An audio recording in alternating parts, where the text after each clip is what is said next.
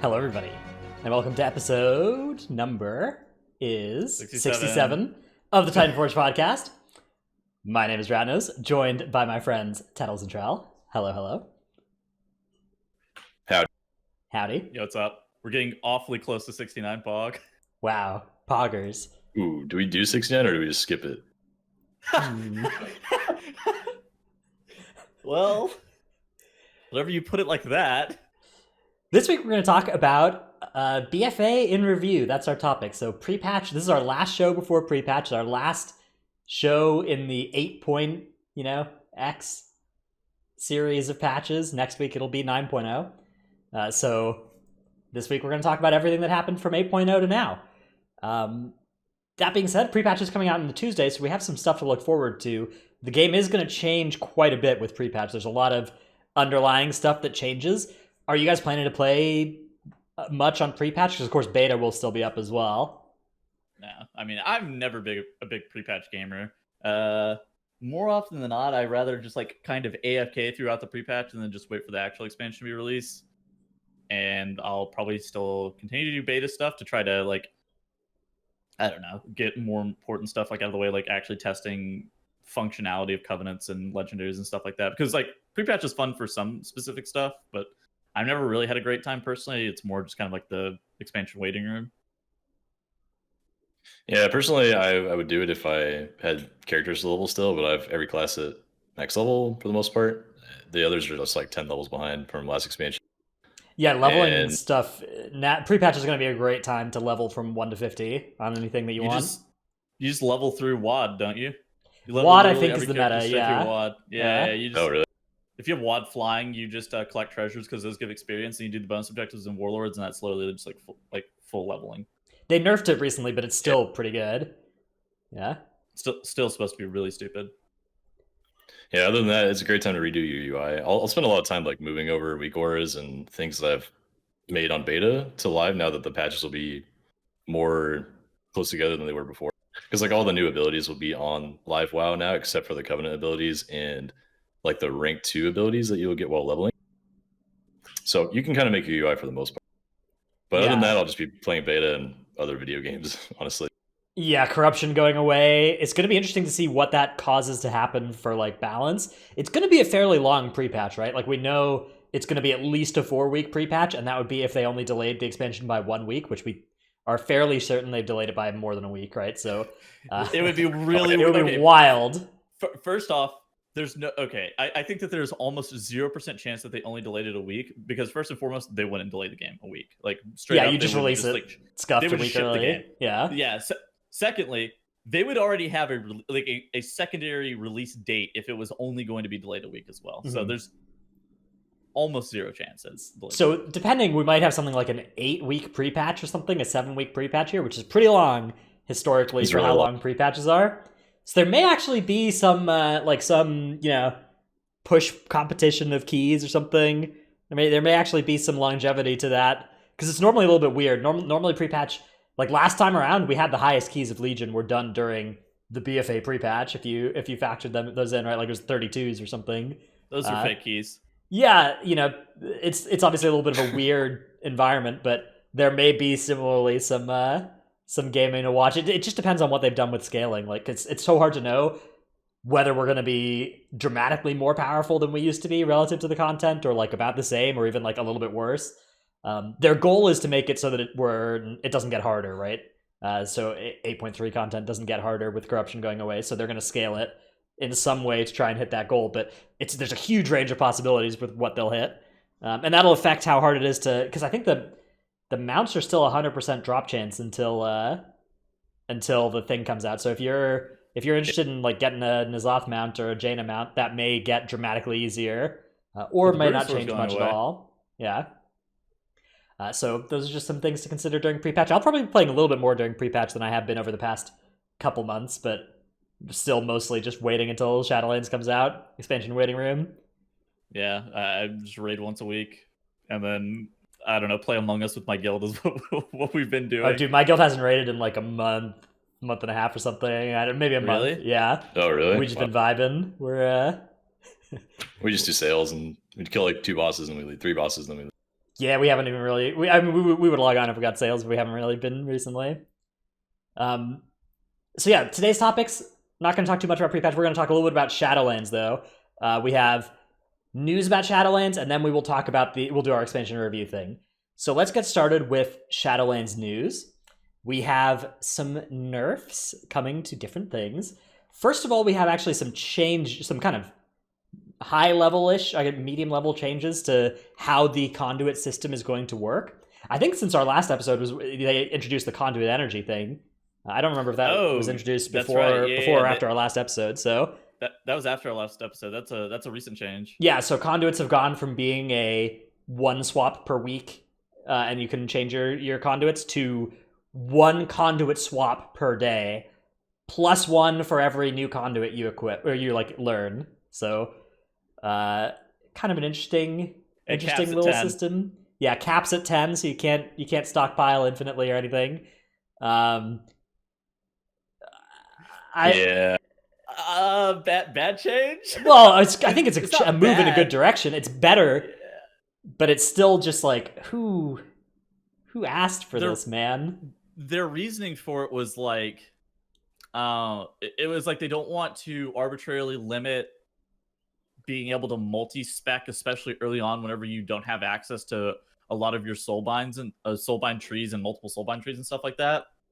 And so they don't want to arbitrarily limit at multi-specking, but at the same time, they're just swapping out one arbitrary limit for a slightly more relaxed arbitrary limit, but it's still just an arbitrary limit that they put in. It's like saying it's like swapping Azurite or whatever. It's like reforging, and it's like, oh, we removed the reforging cost from going from every 3 days to every 1 day. All right, well, thanks. I guess you're saving me some gold, but you still didn't remove the reforging cost.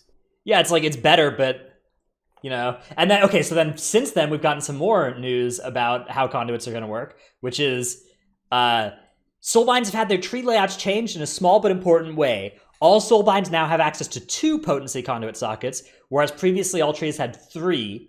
The goal of this change is to increase the flexibility of Soulbinds and make it more viable to use one Soulbind for multiple specializations, because the potency ones are the ones that are most spec specific. You may want to change your endurance or finesse ones in different situations, but it's mostly the potency ones, if you're trying to multi-spec, that will be, what gets you. And so now with 2 instead of 3, you can swap 3 times per week instead of 2 times per week, right? Because you get to swap 7 per week. Well, this is a slightly better change because potency conduit, potency slots were really, really imbalanced as it currently stood, and the renown and whenever you would get your second or third potency conduit slot wasn't uniform across all covenants, and that could have created some problems for when stuff was this and not having to swap between different soulbind trees on a week-to-week basis. So that was a weird little artifact of how the old system used to work, was that some soulbinds would be more powerful on week 5 and week 6, and then on week 7 the other one would catch up again because where they got to their potency conduits, and that certainly was dumb. But that's not their stated reason for this change, right? The stated reason for this change is to increase the flexibility of soulbinds and make it more viable to use one soulbind for multiple specs, which again is okay. The literal only reason that you can't use one soulbind for multiple specs is the arbitrary limit you put in, right? So now you're making other changes about how the system works that are kind of tangential to that to try and fix the problem instead of just removing the arbitrary restriction that you put in, right? Well, I'm not going to complain. Yeah, I mean it's definitely better. It's definitely better. For almost everybody, the third potency conduit was going to be irrelevant for Castle Nathria. That got unlocked at Renown 27 or something at the earliest. 32 at the latest thing. Yeah, true. 27th the earliest. Yeah, so this is going to be entirely irrelevant for Castle Nathria, but after Castle Nathria, as we go later into the expansion, this will change things for how it would have 30 been. was what was that, 15 weeks or something, right? Something like that, yeah. So yeah. I guess maybe not. It more if you're a Hall of Fame or high cutting edge, this won't change Castle Nathria for you. If you get cutting edge late in the patch, then this may have some but minor impacts. Yeah. In fact, I guess it's probably bad news for you then, because you're not getting a buff at the end of the patch that you otherwise would have. But either way, I mean, that's a very, very small part of this change. Yeah. I just think it's funny the change they made. I don't know. Nobody's really happy about this, right? They're you could have just made it swappable all the way. I think it's headed that direction slowly, but why make such a small incremental change in that direction, but not go farther in my head? It's tough, right? Because like it's a good change. Like they have moved the game to a better position, but they are still just reclaiming ground that they took all away at once when they put in that 1 week swap, right? It's like we are trying to get back to the point we were before the 1 week swap was added, right? This makes some ground back up, but it's not like they're trying to solve a difficult fundamental problem with how the game is designed, and like everybody's rooting for them to do it as good as possible, and we're all the great minds are coming together and coming up with different ways to make the system work. It's like they literally just put the wall in place, right? And now they're like, they took away half the wall, and it's like, okay, but you put that there, right? Anyways. Yep. Next change. I think it's not bad, but yeah, I mean, I think you're going to be okay. Like, this means it's going to be much more likely you'll be able to do stuff despite the conduit locking thing, right? Well, there should be some should be some things that you have to grind and some like sacrifices that you have to make occasionally in terms of like your character, but should it be like conduits and soulbinds and shit like this? I don't know. Probably. I think not, but the problem I have with all of this, with all of these systems, like, because I completely agree that there's a place for grinding in an MMO, and particularly there's a place for like a system being restrictive until you grind so that it's not or whatever. But these things, you can't grind your way out of these, right? Like, no matter how many weeks into this expansion we get, after a year and a half of this, you're still equally restricted by the conduit system or by the covenant locking system, right? Like, you never get to a point where you actually have made your character overcome the restrictions that you started with, right? Like, it's not a grindable system. I'm not a fan of permanent time gated stuff like that too. I never really have been. I hated it in if you guys remember early Legion, having to get your artifact knowledge and stuff like that. Yeah. And it's like AP being gated behind, like how much AP you could really grind was only gated behind artifact knowledge, and it felt like really, really bad then. But BFA was not bad comparatively, but early Legion was. Dude, early Legion where like if you leveled your character up a week later than everybody else, you were just behind on artifact knowledge. That was forever. No. I leveled my character up. I finished leveling my character 3 days after everybody else, and I was behind on artifact knowledge. It was so cooked. It was so bad. Yeah, because if you got your guy there first, you would save your emissary quest until you got your next hit artifact knowledge, and like depending on which week lockout things fell into, it would be really good for you if you got your artifact knowledge right before the new week started, and you can like turn in all your weekly quests. Yeah. That was wild. So bad, but like this isn't that bad. Like the soulbind changes is not that bad, but more to the point, I think that gating, like hard time gating content is not ideal, especially for large expansion systems like they have been previously.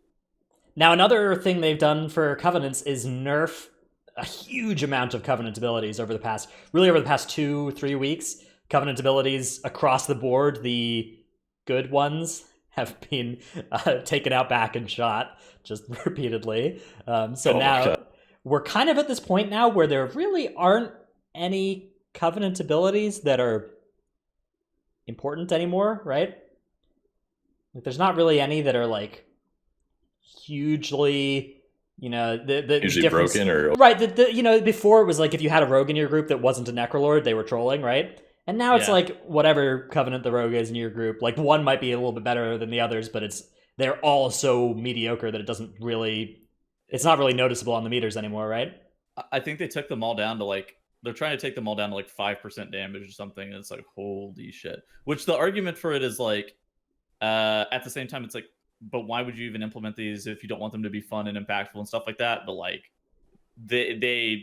we've talked about how they have just a major balance problem with them for so long that I think that this is the only way to solve the major balance problem, while at the same time not making them swappable. Because like if you allow them to be swappable, they could be as imbalanced as you want because you would just pick the situationally best one. However, if you were ultimately locked into the choice like you have been, they have to take down the relative power of Covenants as a whole to make sure that they are going to all be at least in line to where you don't feel apathetic about the decision you made, where it's like, oh shit.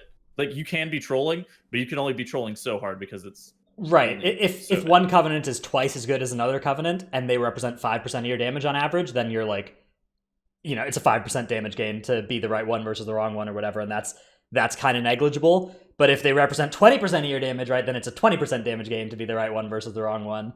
And so that becomes a lot more noticeable and a lot harder, a lot more likely that you're going to cause players to have group problems or just feel awful to have picked the wrong one, right? If they are that impactful. But like you said, that is like my biggest concern is like if you feel like your decision is ultimately just not good and you were incredibly upset about having made the wrong decision, I think that puts you in a really bad spot. Yeah, and it can be tough. Good. I have a lot of thoughts on this one, but the two major arguments are they should be meaningful and fun and swappable, right? All Covenant swappable so that people can experiment with whatever and have fun. Blizzard obviously doesn't feel that way. They want it to be tuned down so that you can't swap and you have to make the choice. But even if they tune everything down and like try their best to make it all within 5%, there's still other abilities in those Soulbind trees that are specific to Covenants, like the file from Kyrian. Tanks during Necrotic Week 100% want to be Kyrian. And then like any other week, there's only 2 Necrotic Weeks, by the way, out of the 12 affix rotational weeks. The other 10 weeks, you might want to be another Covenant. And you're kind of like locked in if you want to be good on Necrotic Week, Yeah, absolutely. It's a tough place to be in, right? Like there are kind of a bunch of different goals that they have for the system, right? Like they want the Covenant abilities to be fun and impactful when you press them, right? So that would require them to be tuned up to a pretty high level. They want the choice to be meaningful, so you can't swap them, right? Like that's something that they care about. Mm-hmm. And they also want them to be balanced within a certain acceptable parameter, right? That's because if it's unbalanced by enough, then everybody will notice and everybody will have a bad time, right? Like there's nobody has a good time. You can there are a lot of arguments about how like, oh, we don't need the game to be balanced, and like, yeah, we don't need the game to be perfectly balanced, but we do need players to not be doing 20% or 30% more damage than other players because of the Covenant they picked, right? Because like that just isn't going to work. I was looking at this on stream the other day, and basically Legion and Warlords and like before, there were literally specs that were doing 50% of the damage of other specialization. Survival Hunter and Hellfire Citadel legitimately did less than half the damage of other specializations in the game. Not just like Arcane Mage, like normal specs, like literally 50% of the damage of them. And so I think in a Legion onward, they have actually balanced the game not that bad. Like it has really not been that bad, but I think there is an expectation and a precedent of it to like specializations to actually be kind of close. Well, it's so hard for them as well because if you're trying to balance a Covenant, right? Like you can either nerf the Covenant class, like if you need to nerf a Covenant spec combo, you can either nerf the Covenant spec ability, right? Which makes that ability less fun and impactful, right? Like that's what they're doing. The only other balance knobs, though, affect other variables, right? Like if you nerf the Soulbind tree that's a problem, you're nerfing not just Kyrian Destro locks, you're nerfing every Kyrian in the game, right? Or if you nerf the spec stuff, you're nerfing the other Covenant Destro locks, right? If you nerf just a Destro lock ability, you're nerfing Venthyr Destro locks who are maybe fine, right? So the only way that you can specifically target Kyrian Destro locks, if you needed to, is to nerf the Kyrian Warlock ability, right? And even that's going to affect the other Warlock specs, which maybe we're fine with Kyrian. But like, they don't really have many tuning knobs that can precisely like they just have the system where there's like 50 different buttons they can press, and when you press one button, it also changes the state of another 20 buttons out there, and you're just trying to like make them all the same color, and you just can't do it, right? You push one and just like everything else changes. Ultimately, part of the problem is that you actually have a choice, right? Is that you actually have to make the choice at some point is the problem. I think for a lot of it, it's like people don't want to feel like they need to actually make a choice, and like they want to feel like it was just like something that they decided, and they don't want to be like restricted because of it. But ultimately, you made that decision, and like you're going to either be punished or rewarded for that decision.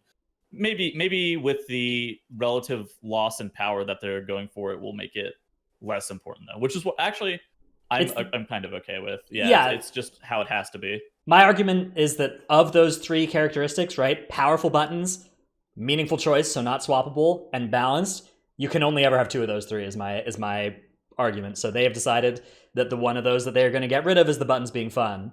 And some people are saying they should get rid of the balance, but the balance, like, I think the balance is non-negotiable, so it means if you're not willing to get rid of the swaps, you have to get rid of the buttons being fun. The buttons are all okay as long as the buttons are high enough DPET to actually press them rotationally. Then Right. So that you're talking about there's a possibility that they nerf them to the point where you just don't press the button, and that is there are some that are kind of close to that now. Yeah.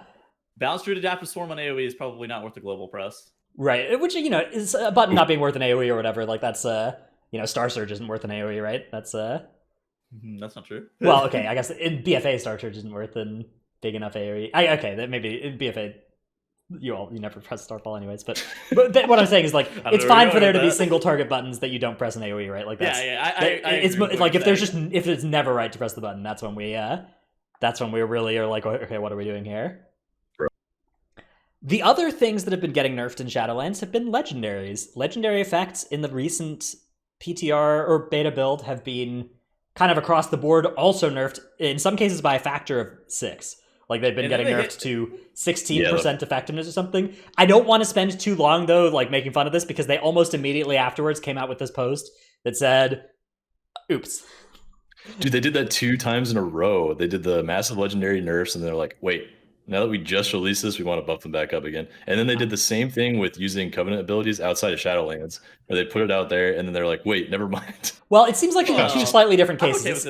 It seems like this one was more like, we pushed this beta build with changes we meant to make last week or whatever, and since then, before it came out, we changed our minds on it. Whereas the Covenant abilities not being usable outside of Shadowlands was as soon as it came out, the backlash made it clear we screwed up type thing.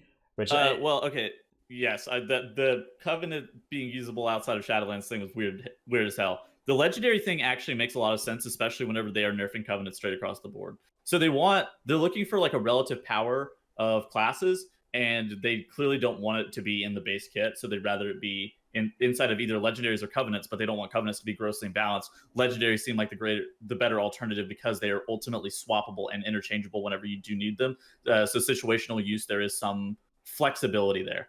Right, because if you have an overpowered Legendary item, everybody can craft it, right? But if you have an overpowered Covenant, 75% of players are screwed. And like they're okay with Legendaries being overpowered in different situations. Yeah, I wonder what tuning point they're going to hit here, because right now, after the most recent round of nerfs, it looked like they were aiming for something like 40% of a good Legion Legendary was a Shadowlands Legendary power level post-nerf. Maybe they're going to go back up to like Legion Legendary level, which I think would be a fine place to hit.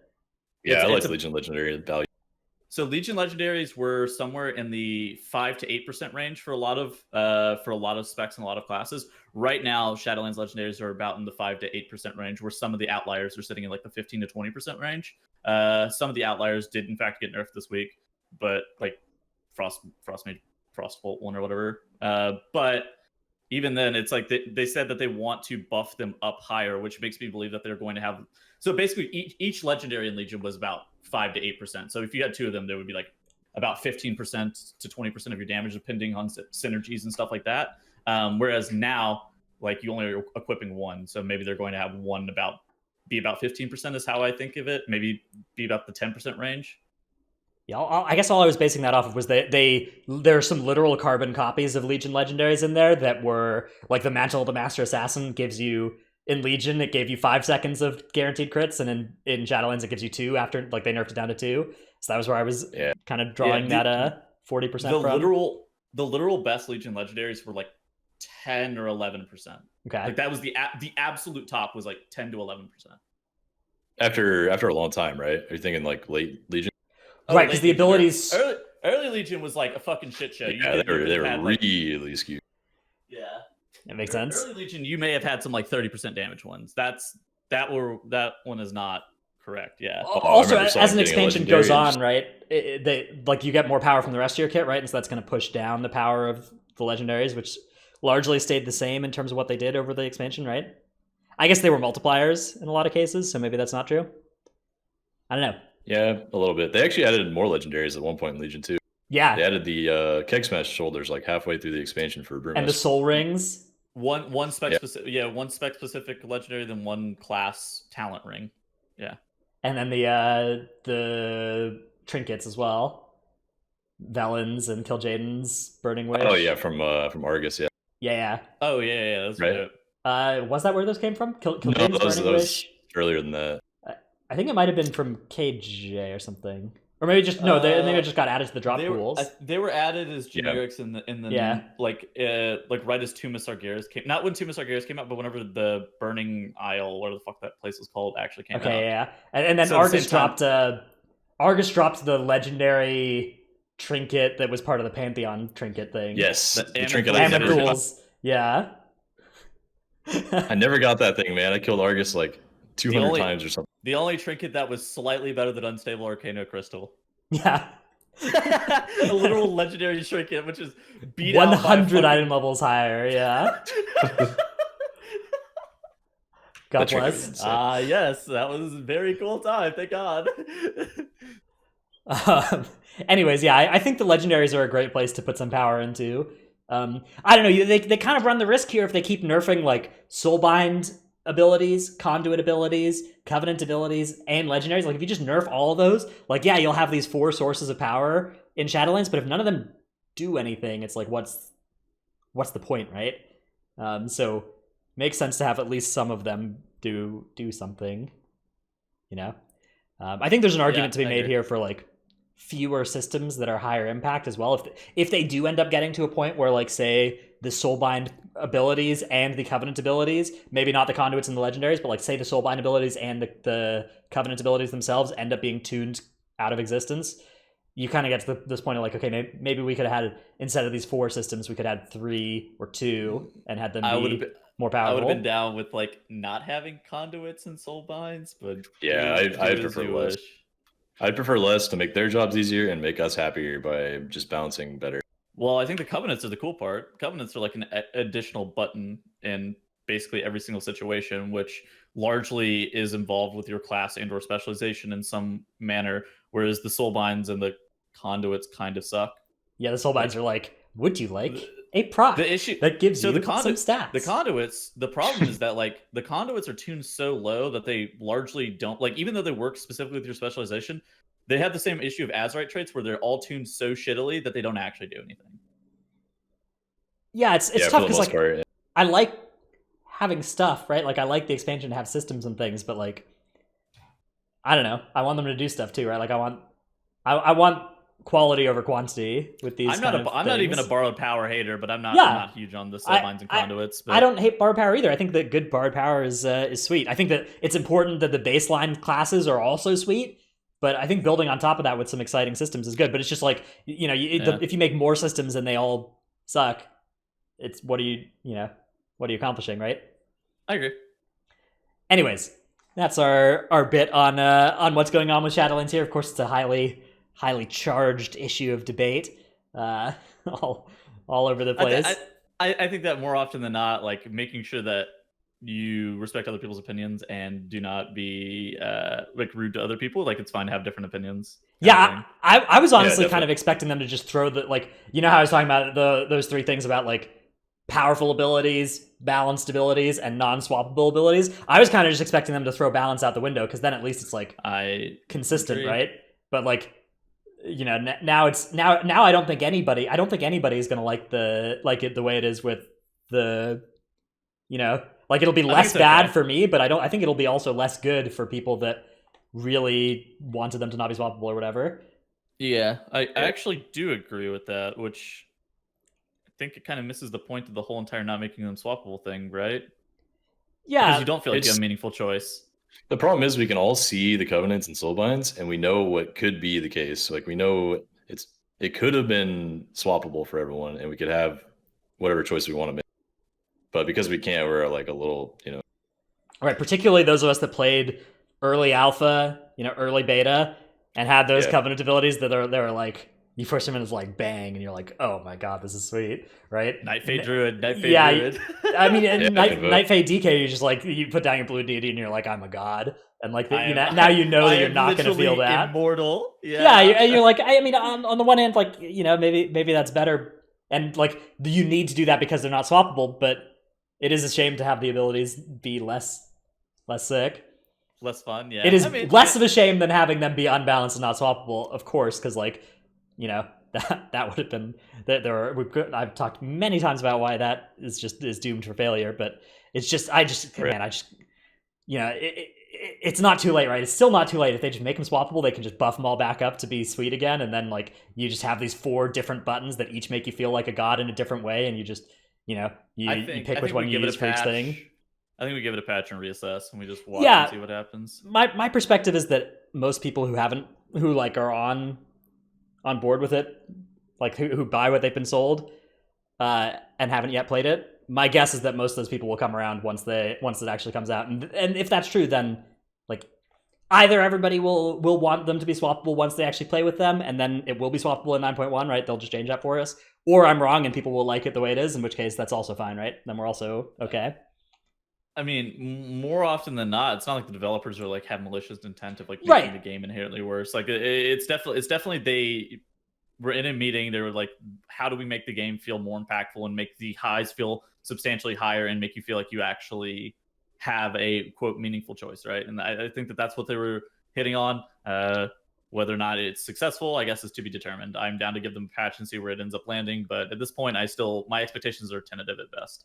Dude, that part fries me the most when there's like the comment threads where people are just like Blizzard is planning to fix this in 9.3 or whatever. And you're just like, no way, wrong. Man. They're trying to make the game as good as they can. It's just like, it's hard, I mean, the scope of their, like, I understand where they're coming from with the scope of some of their decisions, like whether or not I believe they're correct is like on a personal level, right? But like, I do at least kind of like see the angle that they're trying to take with wanting to do it like this. And then people are like, oh, they should be more transparent about their decisions. I was like, I feel like they've really been transparent about their decisions. They have absolutely explicitly stated what they mean whenever they say that. But when people don't like the answer. Yeah, it's like, I think the things they're saying are like wrong and the logic is flawed, but it's it's not like they're lying necessarily. And of course there are some dodges of questions, like that's there's always going to be a dodge of a hard question.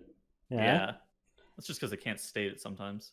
All right, let's move on to our next section, which is Tip of the Week, before we get to BFA in review. Chell and I, we're combining forces this week to do a joint Tip of the Week, I've decided. So, oh, you decided that you didn't have one? Well, I was legitimately going to do this anyways, but then Trell already wrote his and was the same thing. So this week we're going to talk a little bit about add-on management, what's going on with add-on management as we move into Shadowlands. So, the news is that the Curse Twitch client thing that everybody uses has been bought a couple months ago. It was bought by a company called Overwolf. Overwolf has other overlay features for other games that have been pretty unpopular with a lot of those communities. And so there was a lot of outcry, backlash as they moved into World of Warcraft as well. And that's led to some other kind of open source add-on management tools getting built by people who are like, have had bad experience with Overwolf products in other games. So today, Trell, you've got wowup.io to talk about as your thing here. Yeah, I've been looking at this yesterday and today, and I just downloaded it today and set it up on my machine. But this thing actually looks really close to the Twitch client. I don't see anything that I had on the Twitch client that I don't have with this add-on. So far it's been actually just the same or an upgrade for me, rather.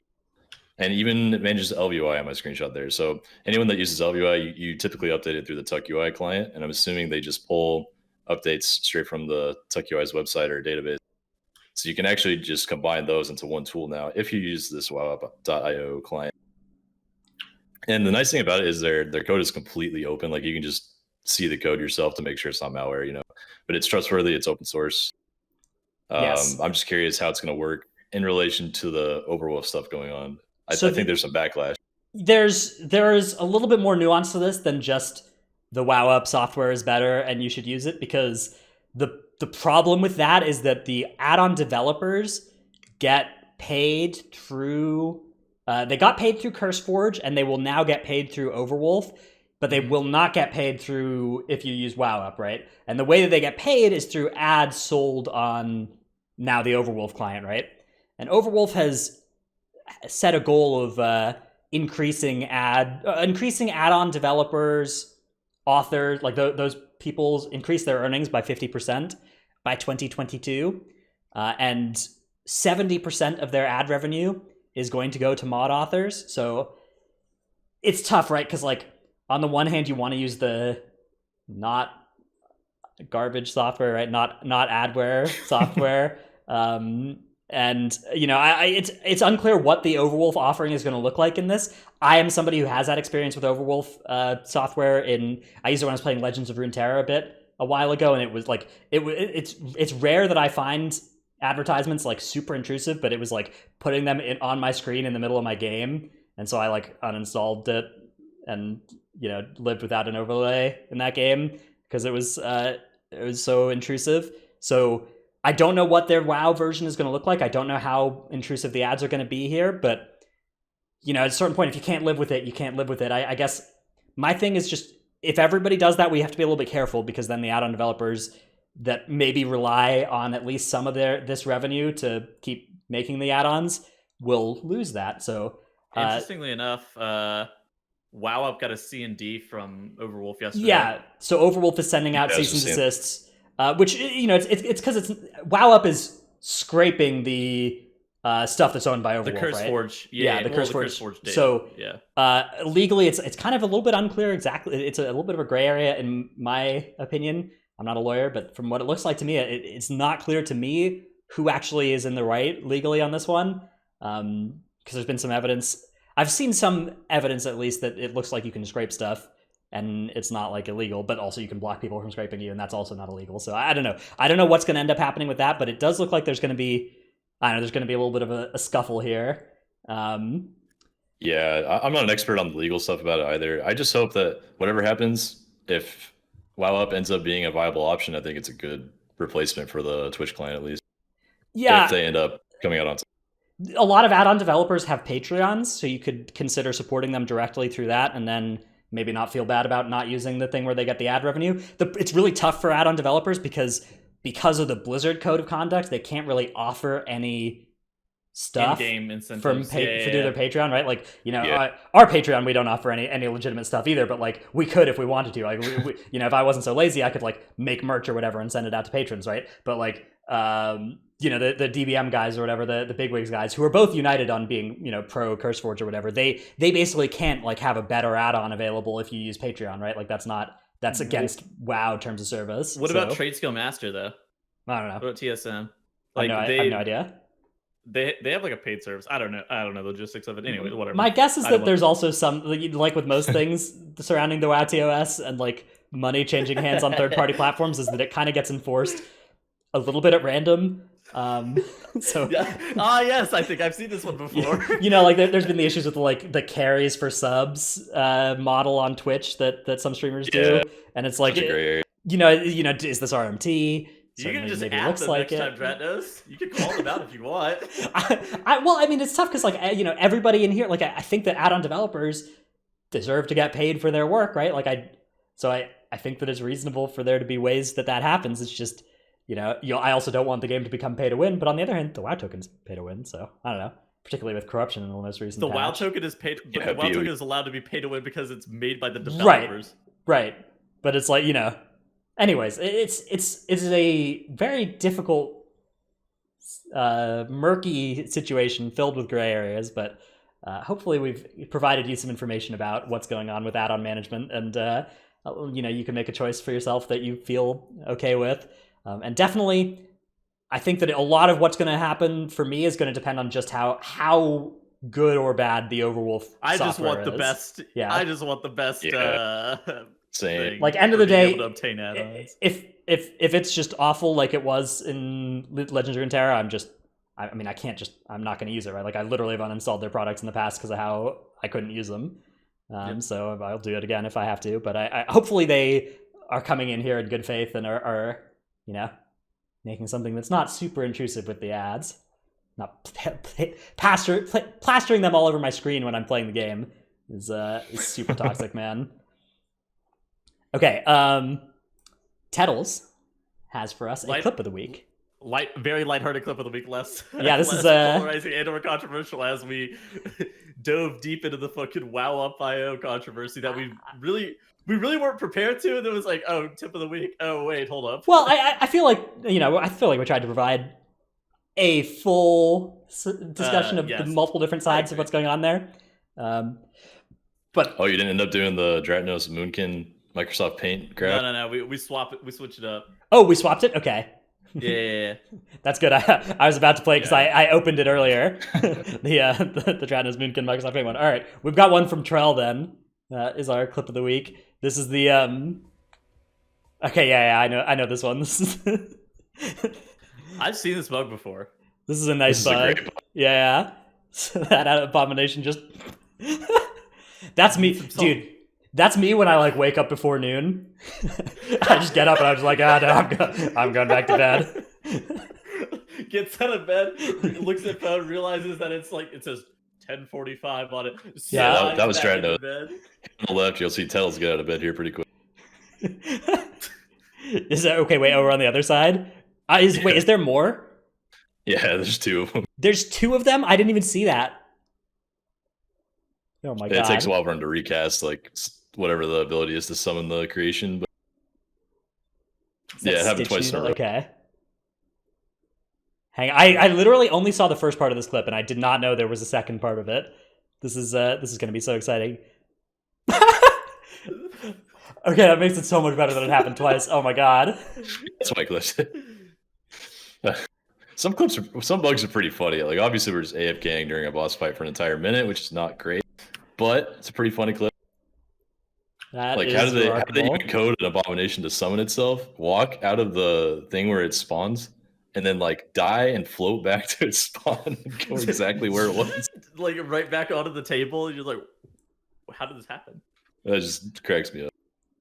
That's wild. That is a good clip. I thought it was a good clip when it only happened once. The fact that it happened twice. All right.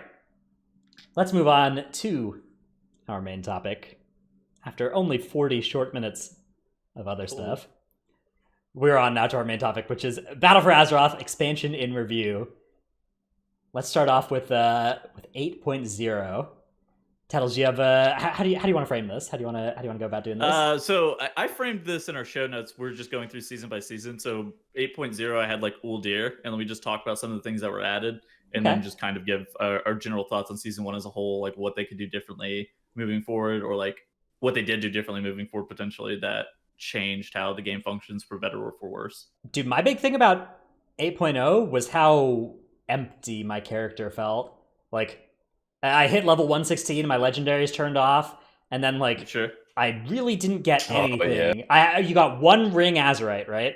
Azerite with one ring, and the best option on that one ring after they nerfed like Laser Matrix was Archive of the Titans, which is just like it's like slowly built up stats in combat or whatever. The other Laser Matrix, yes. Yeah, so it was just like, I mean, my character's kit felt so empty to me. Do you think it felt empty because the kit was empty, or do you think it felt empty because you're relating it to what Legion was, where your kit felt like a fuck ton of stuff? To some extent, yeah. Like, you know, at the end of an expansion, you have a lot of systems, and then at the start of the expansion, you have like no haste, no stats, and no systems. But also at the start of Legion, like legendaries were present from the start of Legion, not for anybody except for the most lucky people on the planet, of course, but they were there. You know, people were getting their legendaries in the first couple months. Artifact weapons, though, with artifact traits were there from the start of Legion, and that leveling tree was like, it felt like it was there. Moving into Shadowlands, right? Comparing it to Shadowlands, you're going to have legendaries, covenant abilities, soulbinds, and conduits all being unlocked in 9.0 as that you'll progress through doing that. In 8.0, by contrast, we had one ring Azerite traits. That was it. Like one ring Azerite armor was all we had for the entirety of 8.0, right? So I feel like it was uniquely definitely empty. Shaping out to be at least slightly better. Yeah, I thought we filled out our Azerite armor at least by the end of Uldir, didn't we? It was only one outer ring until one of the major rings. Yeah. I see what you're saying. Yeah, we filled out our entire Azerite armor, but we didn't have the two outer ring. Right, like one outer ring instead of two. Yeah. So we like 3 Archive of the Titans was like an Azerite build, right? We're like one Shrouded Suffocation and two Azerite, 2 Archive of the Titans is what I was running or something. It's like, you know, there's nothing there, right? Uldir I thought was a sweet raid though. I thought Uldir was a good intro raid, much better than Emerald Nightmare was in Legion. Yeah, I think also better than Mogushan Vaults as well. Better than probably Heimal? Is it better than Heimal? Probably on par, Heimal, maybe. Heimal was close. I mean, Heimal is a good raid. So it's probably close to Heimal. Ultimately, I did think Uldir was like a pretty solid intro raid whenever you give it like that caveat. Gahoon was a great progression fight, IMO. It was a horrifically bad farm fight. It was awful to farm Gahoon, but progressing on Gahoon was actually sweet. I think that was like one of the best progressions. For me, I felt like having 4 warlocks on a progression fight for a start of expansion boss felt fucking brutal. Because like no guild goes into like the very beginning of an expansion with a comp where you need to like stack a bunch of like one of the same class like over and over again. So having 4 warlocks was just it's so hard to know, right? It's so hard to know that warlocks are going to be good. They've only been good in Nighthold, Tomb of Sargeras, Antorus, Uldir, Bod, Crucible of Storms, where some people played 14 of them.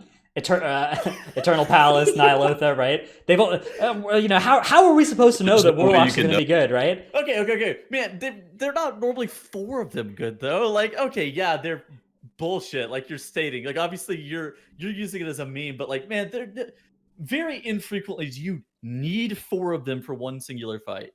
That's true. That is fair. They were actually required. Mm-hmm. It's true. What was the most notable thing about?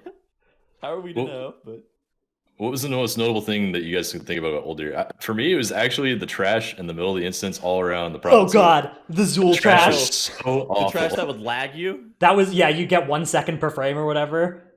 You're just there like 1 second per frame. Or 10 seconds per frame.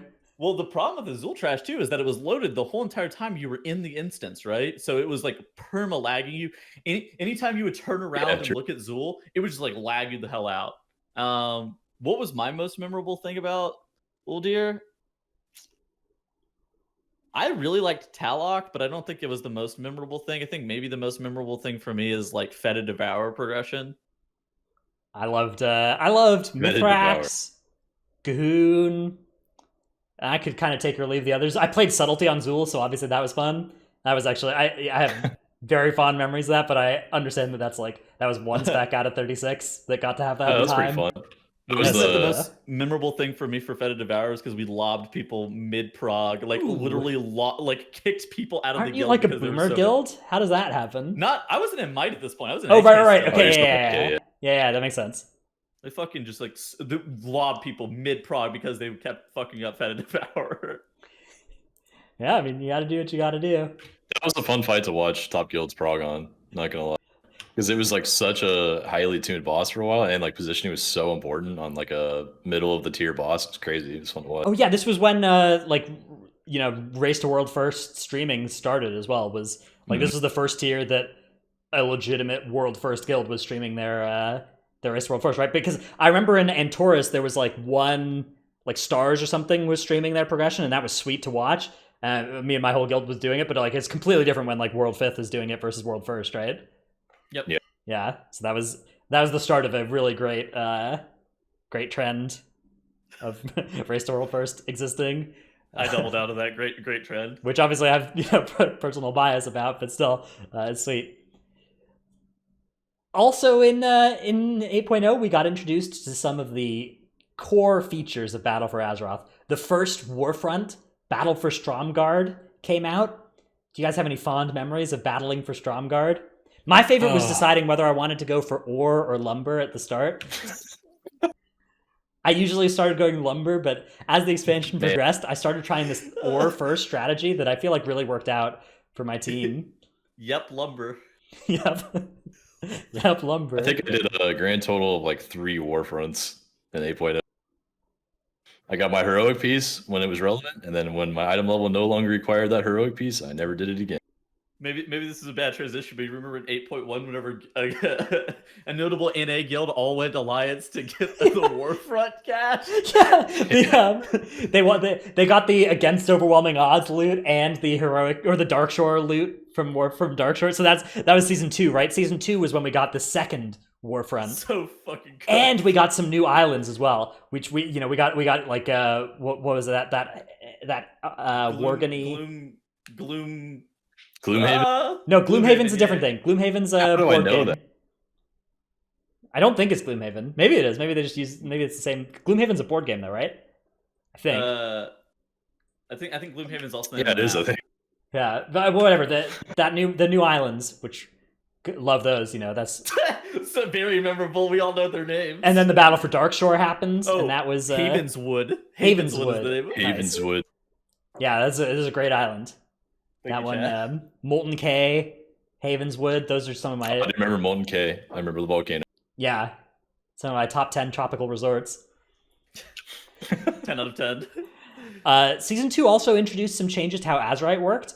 Previously, you just would... Do you guys remember at the very start of Season 1 when your weekly box could contain 0 to 1 weapons, 0 to 1 Azurite armors, and one regular item from Mythic Plus? Yes, I do. So they pretty quickly walked that one back. And in Season 2, they added Titan... Actually, I think it was even maybe late Season 1 when they did it, but they added the Titan Residuum instead, where you'd get, guaranteed Azurite armor that you could buy with it. Although... That's right. Azurite from the box was fucking bad. It was so bad, I forgot about that. So for those that didn't play in Season 1, to get a Mythic item level dungeon Azurite piece, you literally had to roll that specific piece out of your weekly cache. That's the only way you could get it. By chance. It was so bad. And it could have been any other Azurite piece that you didn't need. And you weren't even guaranteed to get Azurite any given week, right? It's just you could just go 5 weeks and never see an Azurite armor piece, or you could get 5 different Azurite armors in 5 weeks. Yeah, Yep. That was sweet. The AP farm kind of kicked into gear in bot, I'd say. In bot, it was really getting to neck level 38 for Jaina or something was the hotness, right? You getting that inner ring, the Gut Ripper ring, and then the +5 item level thing in the middle. And I think the tuning was it was harder than it was in Old Ear to get to relevant Azurite armor or at an Azurite level on your necklace. So there was a lot of island degeneracy because that was the best source for AP. I remember people had the atomic bombs saved up. This was atomic bomb island meta. Yeah. Yes. You would buy them on the weeks when it was on the vendor and mail them to yourself, and then send them back so you could stockpile them.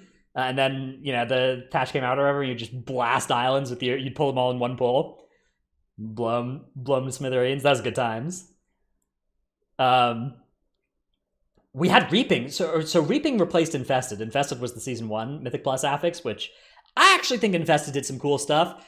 Infested was not great. It wasn't a great affix, but it was their first seasonal affix, and I think that a lot of the mistakes that it brought can be completely forgiven by virtue of that.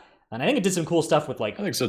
Freehold, Kragmaw's room in Underrot, where you just have these spots where 2 different world-class tanks could have completely different ideas about how to pull the place and how to use CC, whether to pull the infested mobs first or the non-infested mobs first, or just pull the pack with the infested mob and focus damage the infested mob, which you had subtlety rogues in a lot of these dungeons, so that was often something you would get value from doing. So I actually think the affix did some cool stuff. There was also some annoyance when non-CCable mobs had infested and were next to other. Yeah. And then do you guys remember the bug where if a mob got infested and it would still get healed by other mobs infested, so you could just have 2 infested mobs next to each other that were both healing each other? Yeah, that was good times. That was a mood. Such a sick effect, honestly. I don't know why we ever went away from it. The infested mobs would spawn 2 worms, and the worms would stand still for a second and then go to the nearest enemy in their line of sight. Actually, it doesn't even matter. Just the nearest enemy, period, through walls. Oh yeah, do you remember seeing Goonies just going up the hill on Freehold, and you're like, why are you going that way? Just climbing the mountain. We or mountain go straight climber. through the doors, closed doors in Waycrest Manor and shit, and you're just yeah, because it aggroed them once they infested as well. So if they went to aggro a new pack, you were just yeah. Well, this is the end of when you watch a worm go through the closed door in Waycrest Manor, it's going downstairs or something, and you're just no, not like this. And then 30 seconds later, 4 packs come up and kill you. It's pretty fun. So epic.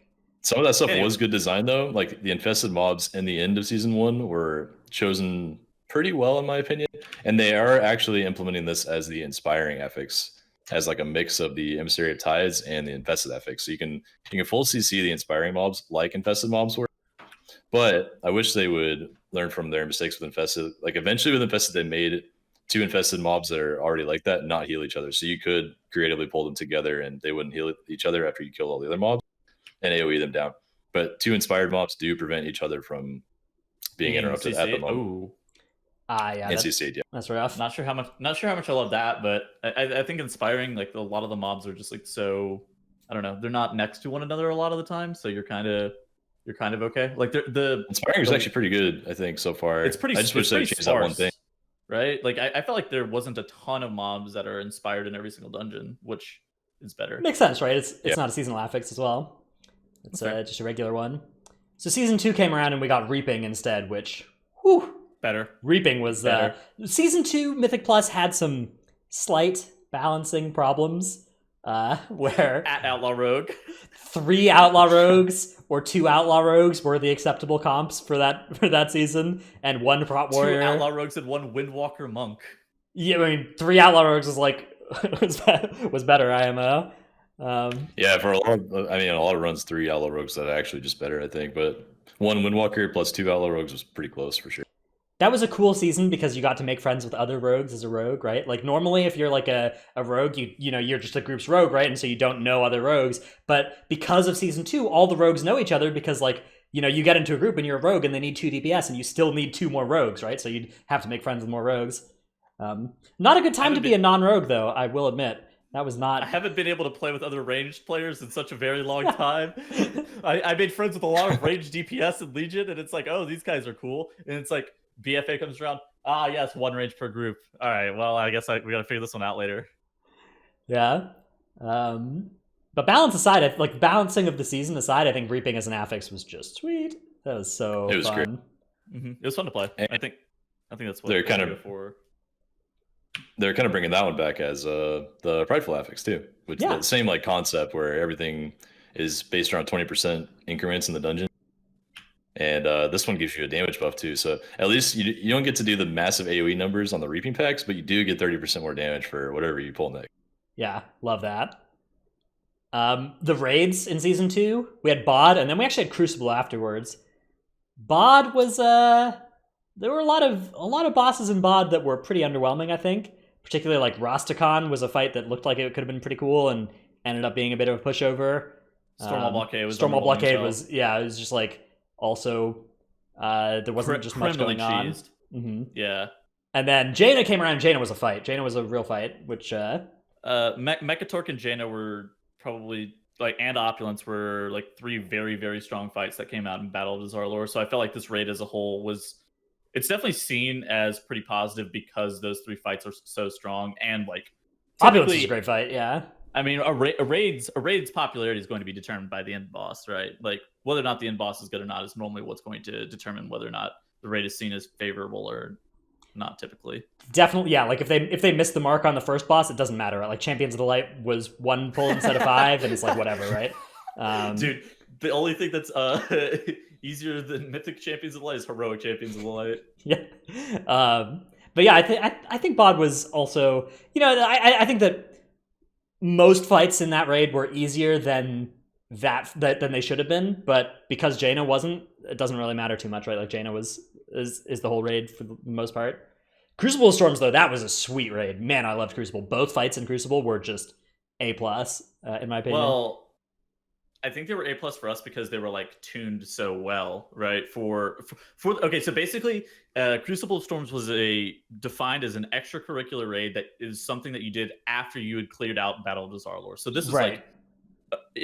like advanced cutting edge guilds, like Hall of Fame guilds are going to be doing Crucible. Yeah, not all the Alliance Hall of Fame didn't fill up for this, so exactly. Alliance Hall of Fame didn't even fill up, so it's like. This is the level of guild that they're trying to push. That they were trying to push into Mythic Crucible Storms, which made people like us, who are like mid Hall of Fame raiders, enjoy it a lot. But I could see how Crucible Storms, for people who weren't really able to experience it, would not love it as much. Yeah, I think that these fights should have just been at the end of Bod, right? Like there were guilds, for instance, that were like if you were a guild that was working on Opulence or like you killed Opulence. You were never getting into Mythic Crucible, right? Like that was never going to happen for you. But the fact that it was released as a separate raid, you would like try the first boss and you're like, this is ridiculous. There's no way we could kill this boss, right? And so that makes the raid feel bad for it. Like if you're a Mythic progression guild there was no filler content, no easy bosses in there for you to kill. So but they were still progressing. The bosses still progressing in bod. Yeah, that's the thing, is if you'd killed Jaina, you could have progressed on Restless Cabal, but if you hadn't killed Jaina yet, bod was where you're still supposed to be for progression there. So I think that the boss design of Crucible was sweet. It was awesome. It was really great.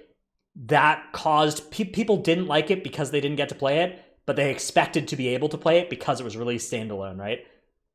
You know, I'm okay with there being prestige like that, though.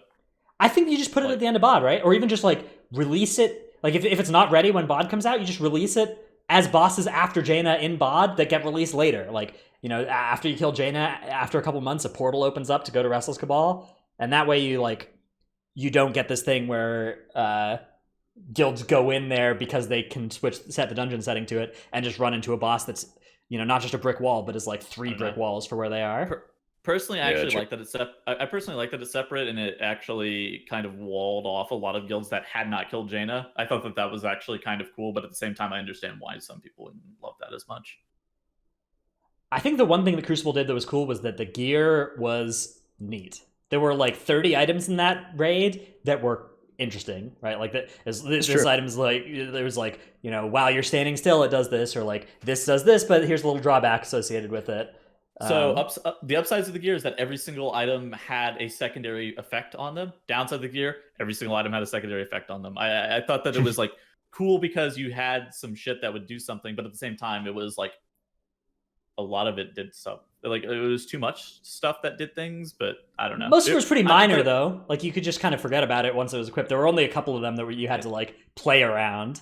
Well, until you started PvPing and getting fucking one-shot by the leather pants and stuff. But obviously, the PvP balance is always scuffed.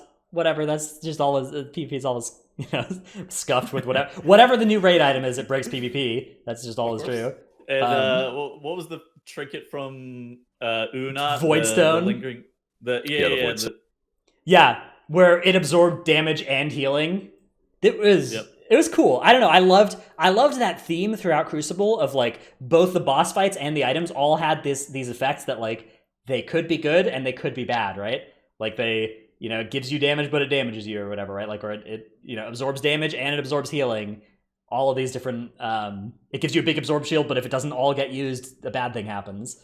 You know, those were it was a cool through line throughout the entire raid. Kind of like Corruption.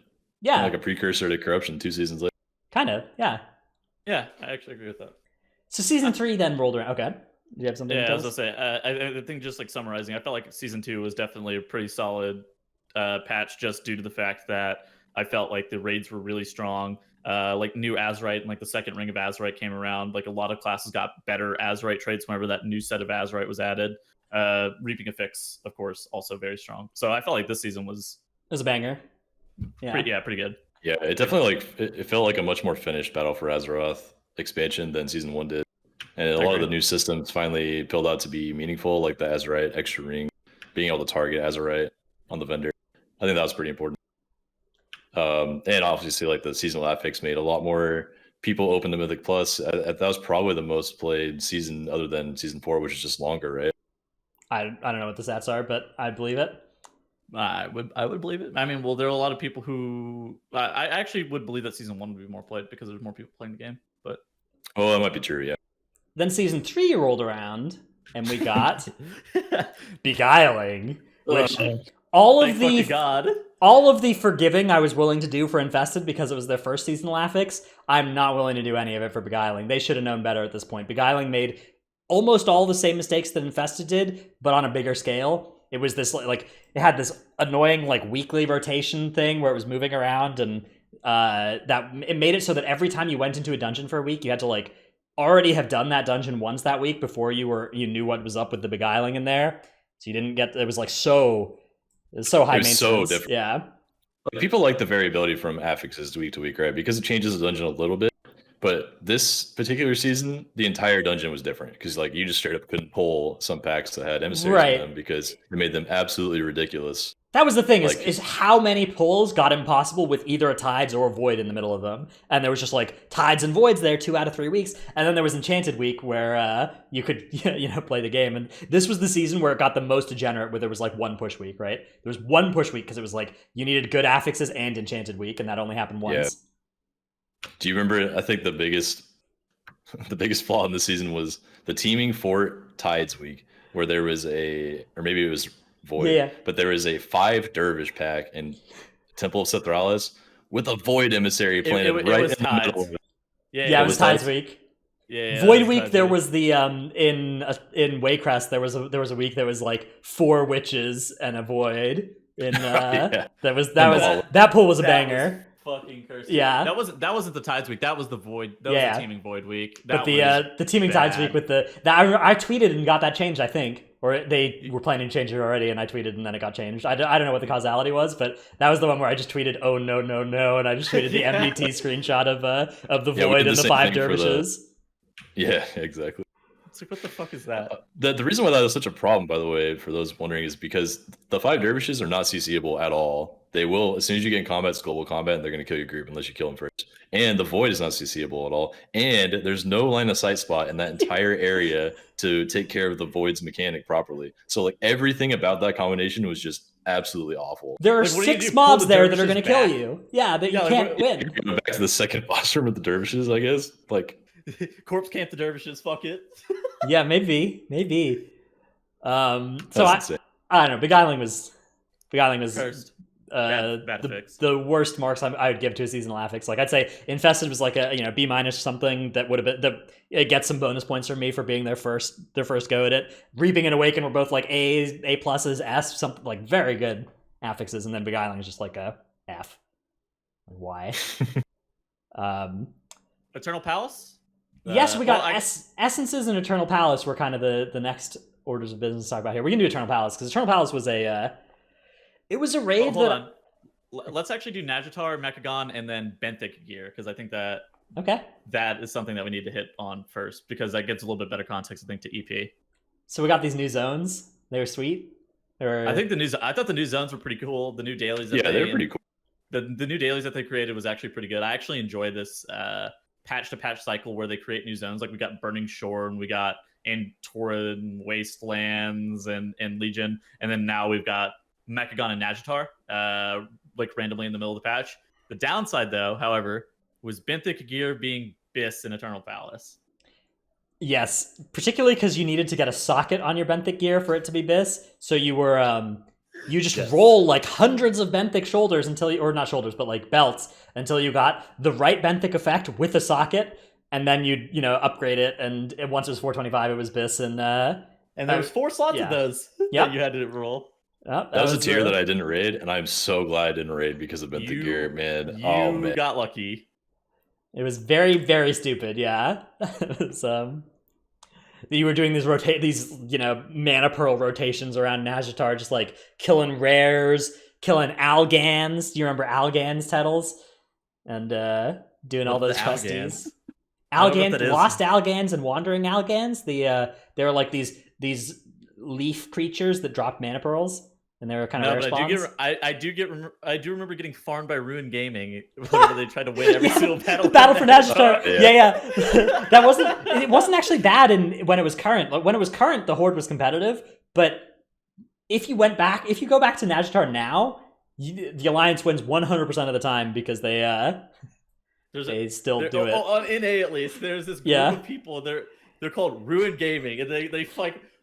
Their goal is to try to win every single battle of Najatar node, and it's like what happens is one of two things happens. Ruin your game. Yeah, one of two things happens, right? Either you get into a shard that they are winning, or you get into a shard where it's like the Horde is slightly winning, and for like 5 minutes you're like, okay, this is sweet, we're gonna win this battle for Najatar, and then just like the zone starts lagging and you're like, oh no. And then like 500 Ruin Gaming players, it's like an EVE Online where they just like warp into your system and just blow up your starbase or whatever. That's exactly what happens. It's just like the lag part is too real. Because you know that they've joined your node. As soon as the whole fucking server is lagging, you're like, oh god. Oh no. It's so quick. It's like Star Trek whenever they fucking like open up the rift and then you like see a fucking fleet of ships like flying in. It's like the Ruined Gaming people just like teleport into your fucking node and just murder you. And you're like, if you were a Horde player and your goal was to win battles for Najatar, it wasn't happening. But if you needed to just farm honorable kills in Najatar, that was doable. You just pick them off when they were alone.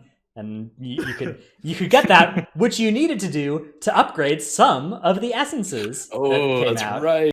Yeah, Shout so out particularly Ripple in Space. shout out Ripple in Space, which if you were a Ripple in Space gamer, which nobody actually needed to be, but if you wanted it to have it, then you were doing some Najatar PvP, and some call Beating up stars some and rude stuff. gaming nerds. Yeah, and essences were cool. You know how I was talking about how empty your class felt? I think that once essences were added, you really started to feel like your class actually had some stuff going on. They weren't like the most inspired design ever. They didn't tie directly into your class, but I think that particularly Memory of Lucid Dreams for specs that could use it as a major, Vision of Perfection for specs that could use it as a major, those were, and even Blood of the Enemy would, had some crit scaling and stuff. Those felt like they tied into how your class worked in cool ways. So all those essences were actually really cool. All the like active abilities that affected your spec like that for sure. God, I loved rank 1 essences. Those were my favorite. Yeah, so the start of Eternal Palace was a little bit of a wild time because this was actually when island grinding was the most, I would say, this was when island grinding reached the lowest down in the world ranks. Because you wanted to get like neck level 60 to get your second minor essence, neck level 70 to get your third or something.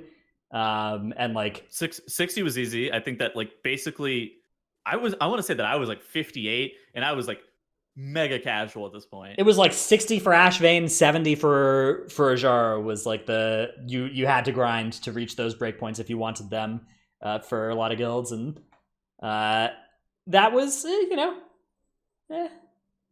Also, you needed to get 60 for like what was it for Crucible 3 if you wanted Crucible 3. That was tied to your neck level.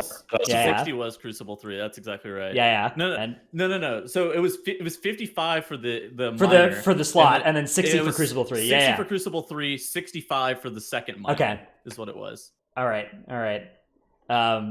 Because Crucible 3 was good because at the very start of Eternal Palace progression, some essences were not obtainable at rank 3, right? Like the week that Condensed Life Force rank 3 became obtainable was a big power spike for everybody. But you couldn't get that for the start. 3 weeks. Yeah, it was like 3 weeks into an EP being open. And then you could grind Blood of the Enemy 3 in the first week. So for the first, if you did that, it was really good for the first month of the patch.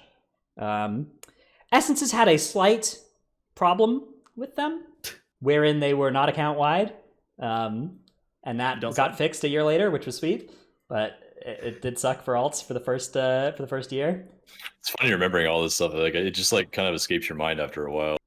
Yeah, you think about it. It's kind of the inverse problem to what's happening in Shadowlands, where essences not being account wide meant it was just kind of like arbitrarily impossible to play alts without investing a bunch of extra time into them that really didn't feel reasonable. And in Shadowlands, it's going to be arbitrarily not possible to play your main in all forms of content if you want to do all forms of content on your main, right? Like it's much easier. In Season 3, it was much easier to just play an off-spec and use your essences that you already had on your character.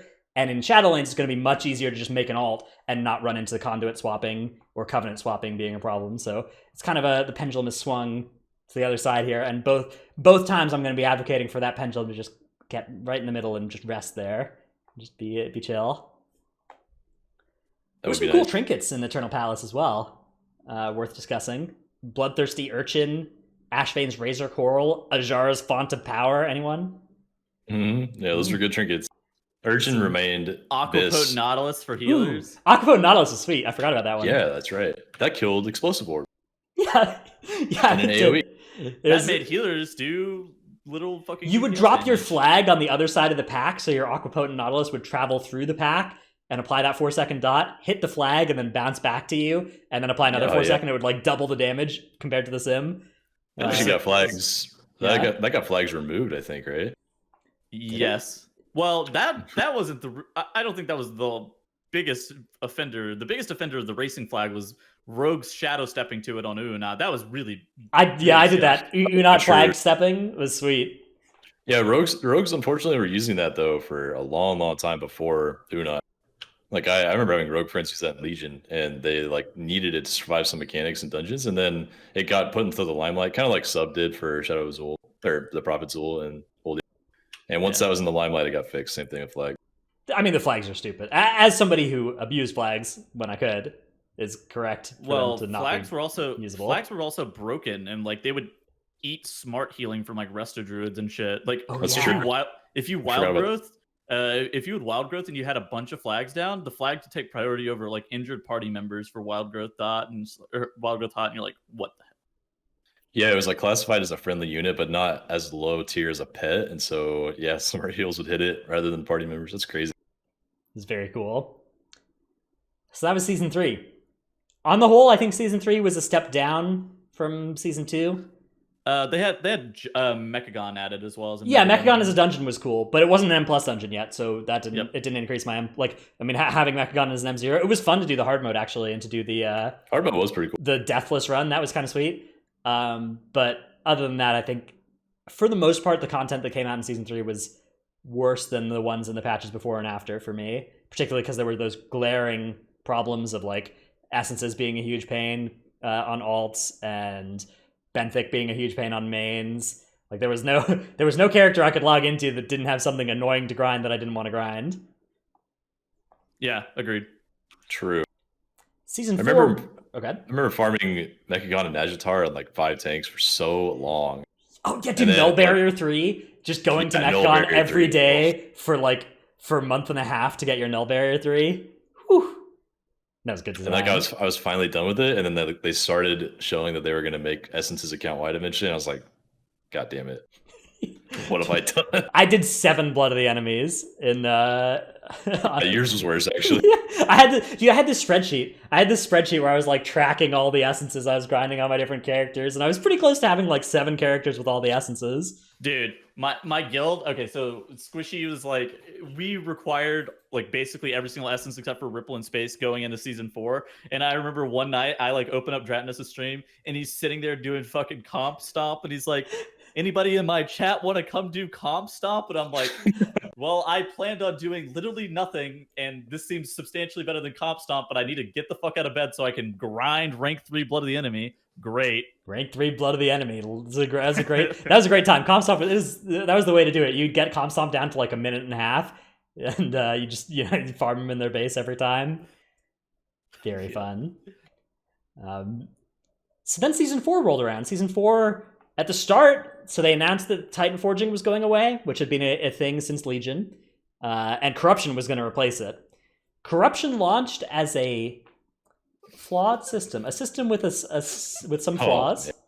There were some problems with how corruption started initially. You're so generous. The biggest problem in my opinion was the fact that you could whip out your credit card, buy some WoW tokens, and then get a 70% DPS increase over the idiot in your raid who didn't do that, which like, or the world first guilds like literally fucking taking out hundreds of millions of gold in loans with Gallywix, just normal shit.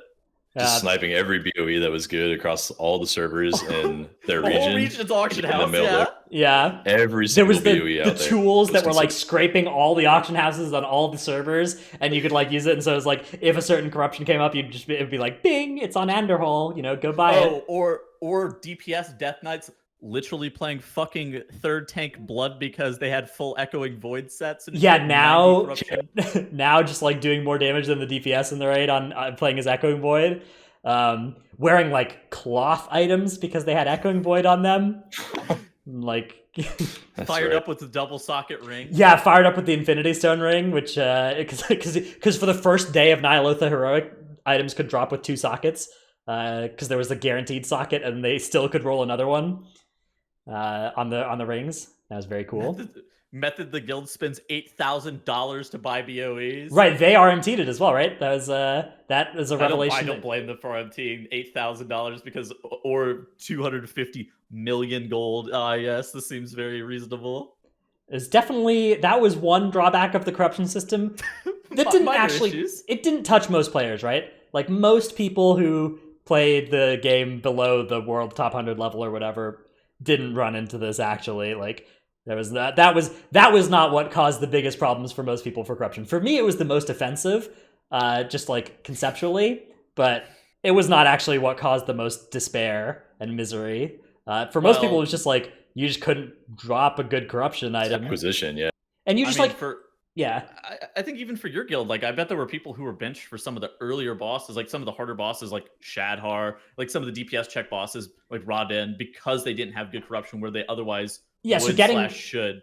Getting benched because you got unlucky with your corruption drops was very much a thing that happened for a lot of guilds, I'm sure. Early on. Early on, yeah. We spent 30 million gold, I think, on BOEs as a guild. That tier, which is not anywhere close to what, World First competitors did, but that was where all of our sales money from earlier in the expansion went to, was building up a guild bank, and then we spent it all on BOEs. And that was, it was good. It's helpful. It was the right move, but like it was stupid. I straight up spent all 2 million of my gold at the time on BOEs, and then, of course, like Covenants, I made the wrong meaningful choice, and they got nerfed. Yeah, so then like a couple weeks in, they nerfed Echoing Void in half. They buffed Void Ritual by double. So like Trell's Echoing Void that he had bought was wrong, and Tettles' Void Ritual that he had cleansed was wrong. Was so bad. Yeah. I forgot about that shit, and it was like, oh wait, this has been 100% buff. How the fuck does it even launch where it needs a 100% buff? Yeah, that was frustrating. It's like I knew they were going to nerf it too at some point. I just didn't know when. And so I was like, I'm just going to buy it now. I might as well. This is my gold. Like, I want to have fun. And then it lasted just 2 weeks. And I was like, there were 52 different corruption effects. And I think about half of them, so 52 if you counted the ranks, I think about half of them ended up getting nerfed or buffed after the patch came out. I did this research for a corruption article I did for Wowhead. These were the corruption effects. Echoing Void, which had 3 ranks, Void Ritual, which had 3 ranks, Twilight Dev, which had 3 ranks, Versatile, Gushing Wound, which only had 1 rank, Infinite Stars, Twisted Appendage, Obsidian Skin, Surging Vitality, Deadly Momentum, and Avoidant. All of these were corruption values that changed in the middle of the patch. Most of them weren't as big a deal as like the Echoing Void one was, but all of them could mean that you bought the wrong BOE or cleansed the wrong item, and that was monk ass, not a good feeling. Yeah. So that was a big problem with corruption, but the biggest problem was just that you didn't actually get a cool choice with which corrupted items to equip for the first several months of the patch, because it was often so clear what your best move was. It's like you'd have like one good corruption item, one okay corruption item, and then like a couple of bad ones, and you'd just be like, okay, I guess I'm going to put on my clearly good corruption pieces. It wasn't a case of like, should I wear Versatile or should I wear Twilight Devastation? It was like, okay, I will wear whichever of these has dropped for me because that's good, and Instead of that, it was should I wear my 475 BIS mythic item or my blue World Quest 445 item with Twilight Dev? Wasn't close. Yep. It wasn't close. You wore the 445. Yep, you wore the 445. 100% of the time you wore the fucking blue. Yep. Which was that was definitely another weird thing about the system. Most of the initial problems that existed with corruption were, I think, fixed with the addition of the vendor. Once you could buy whatever corruption you wanted, then you did actually get to have the decision of like, do I want Versatile or do I want Twilight Dev? Which you didn't. That very few people actually had a legitimate choice to make with their corruption until there was a vendor. It really amped up the grossness of the class imbalance in the game as it currently stands, where BM hunters and fire mages got fucking just disgusting, and every tank runs full verse and is literally perma 60% DR. But corruption was balanced around the idea that it was not going to be targetable like that, right? Like Gushing Wound was balanced around the idea that it was 1 out of 52, and so like nobody was going to have multiple pieces of gushers, right? And then the vendor comes out and they're like, okay, hang on, we got to nerf this thing by half. I had two gushing wounds and they fucking just gutted it randomly. I'm like, oh, thank fucking god. It actually got nerfed twice, I think, over the course of the patch as well, because it got nerfed earlier when they did the eye level for damage proc one. Yep, that's true. So yeah, still, I mean, despite that, I think that the vendor corruption system was pretty good. I think it was maybe better than Titanforging even. Like a system that your gear had some pretty interesting choices. There's a lot of grind associated with buying all the corruption you wanted, which is kind of lame.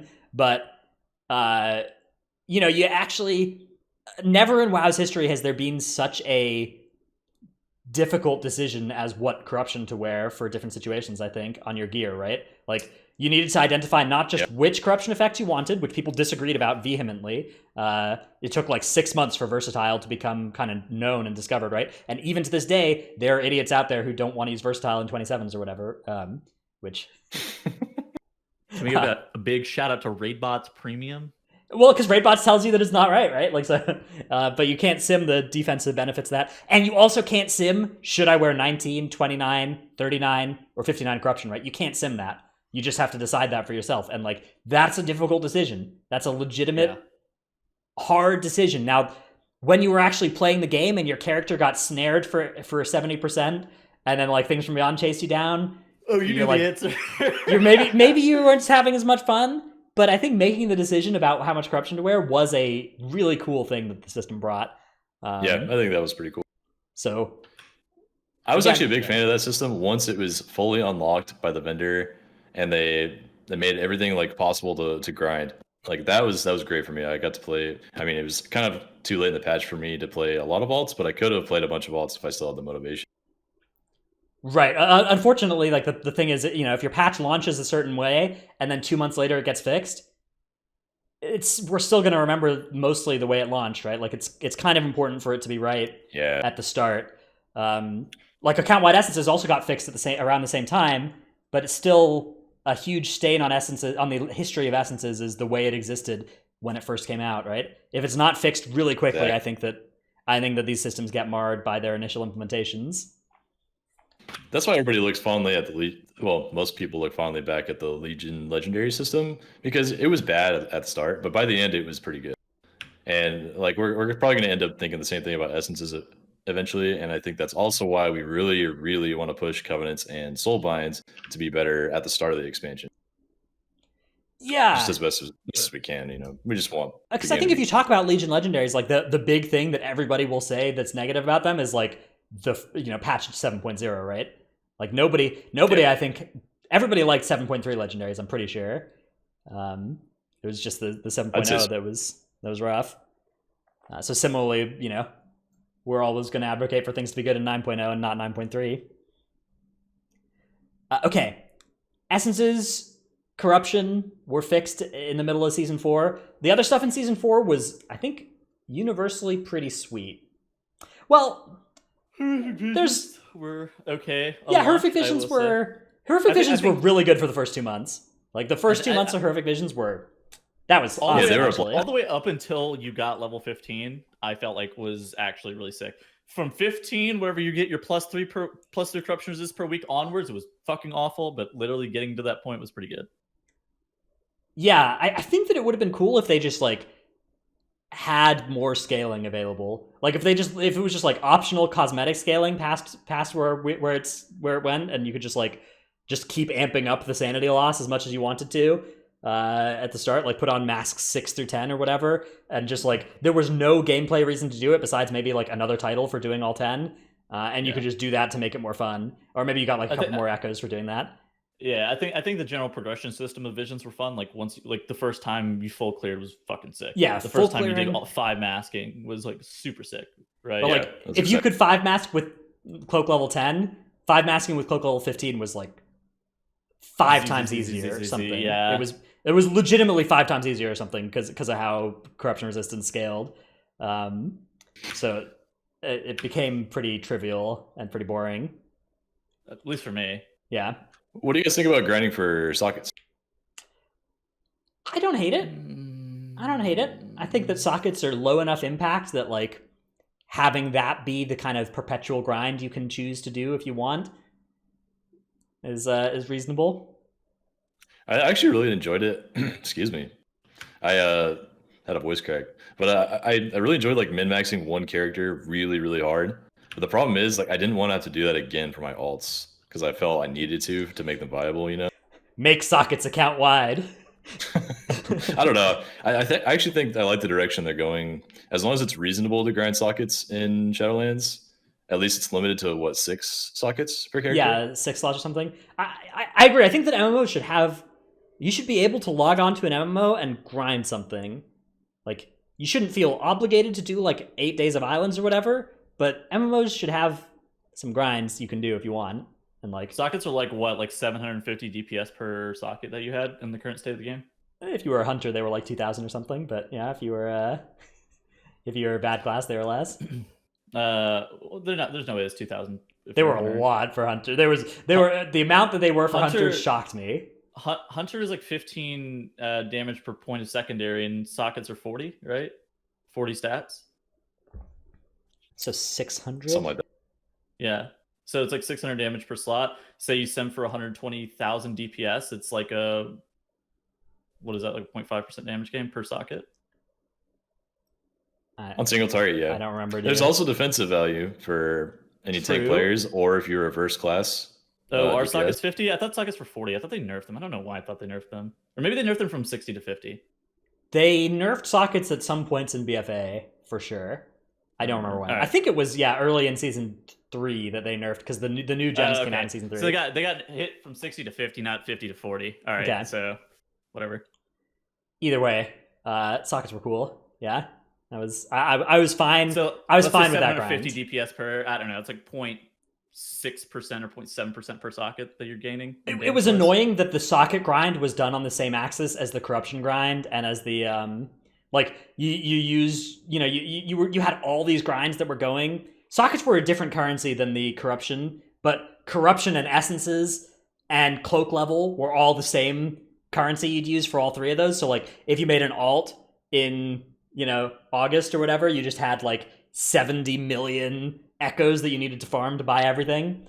So that was rough, but it was a grindable. It was a grindable. It was infinitely grindable. That's true. I think the size of the grind, it would have been better if more of it was parallel rather than all being on the same track. Sure, I agree. True. But it was all a band-aid system, right? Echoes were entirely a band-aid. Everything that was put on Echoes was not there from the start, right? Like that was all unintended band-aids to fix the system in the middle of the patch. So I think once it got fixed, the system became substantially better. Yeah, like more whole. Feeling. Oh yeah.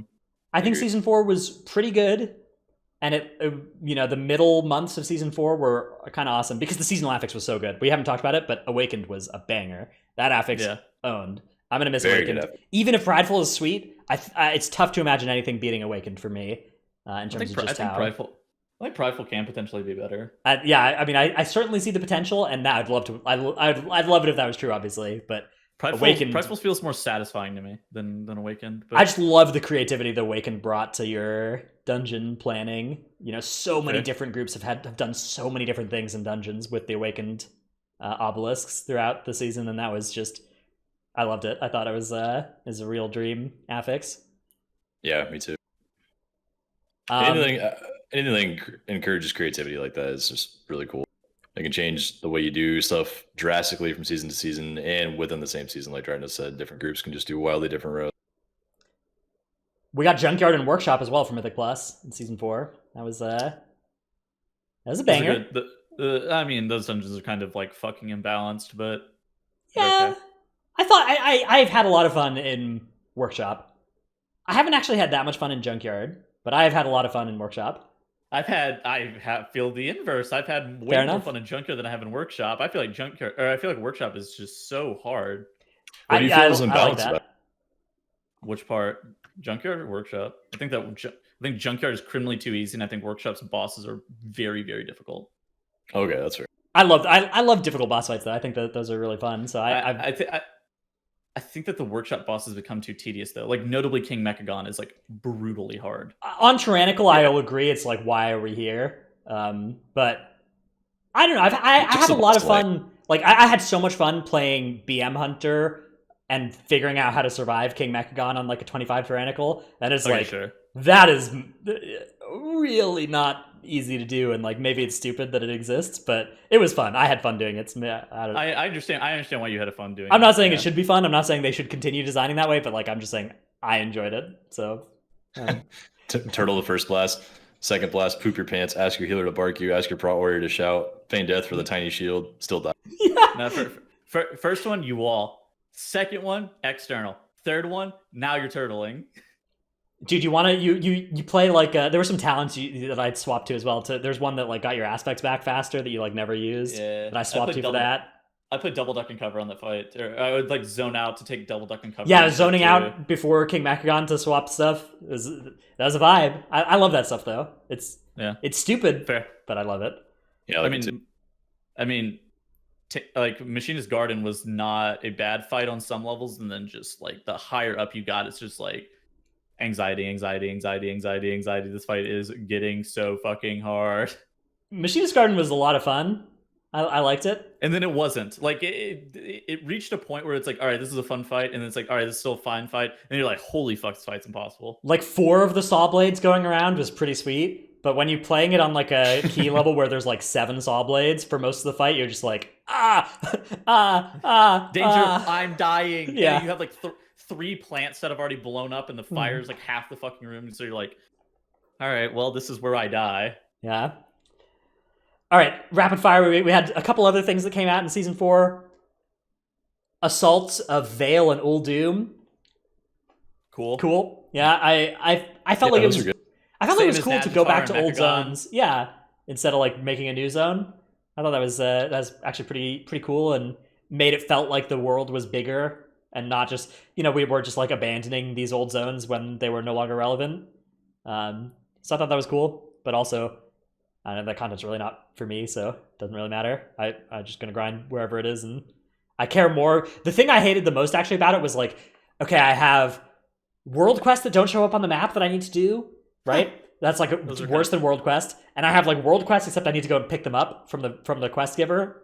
So like there were a lot of just like downgrades to world quests in my opinion, like higher friction world quests.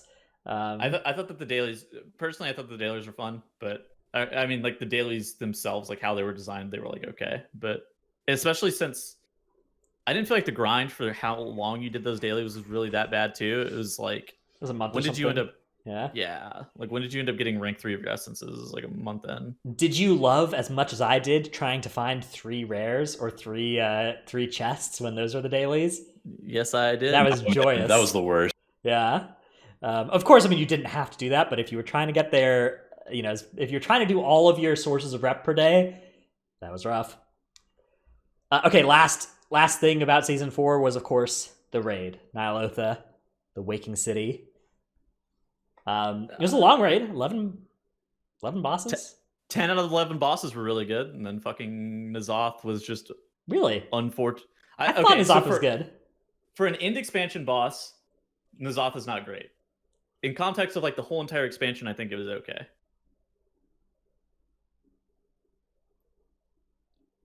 I thought it was a pretty cool boss, personally. I didn't prog it at the time. I'm trying to be neutral on it, but it looked like a good end boss from my POV. And playing it later, after everyone was a little bit more powered up, it felt pretty good to kill. I had a lot of fun on N'Zoth, yeah.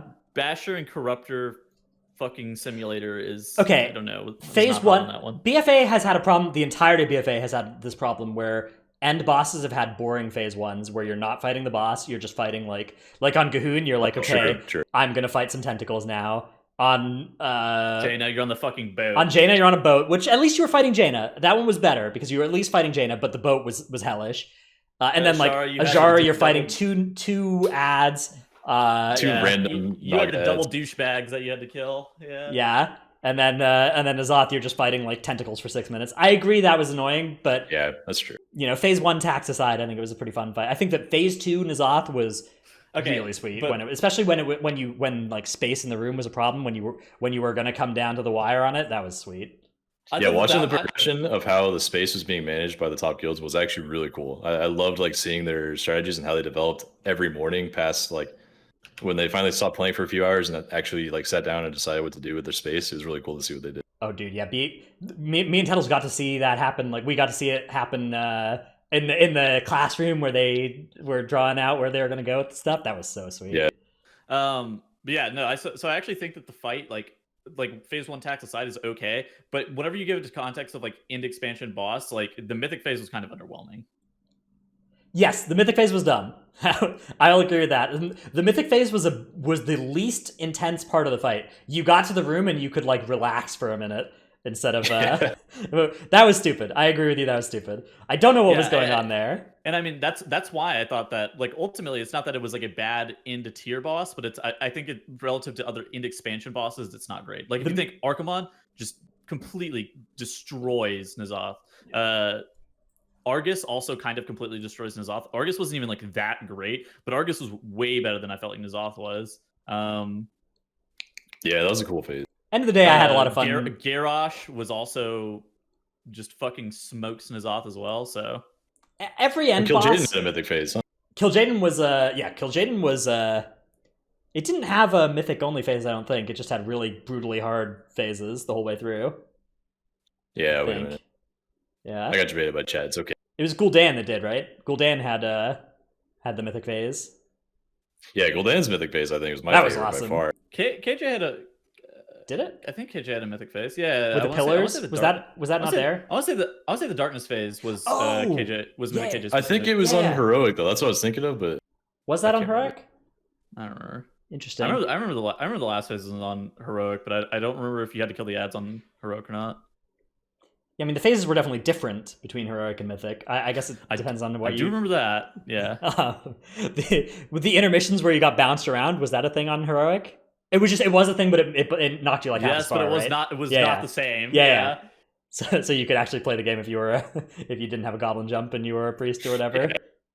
That must have been nice. At Death Knights without dude, I remember DPS Death Knights had to run the they had to be goblins and trinket. Yeah. No.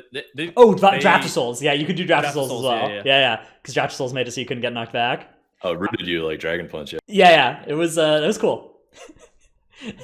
Cool. Anyways, more of my point is that I don't think I think N'Zoth is like an okay fight. I don't think it's like the greatest end expansion fight that they've made in a while. I had fun on every end boss of BFA except for Azara. Azara I hated with a fiery passion. Was not a big Azara fan either. But like I loved logging onto raid N'Zoth progression.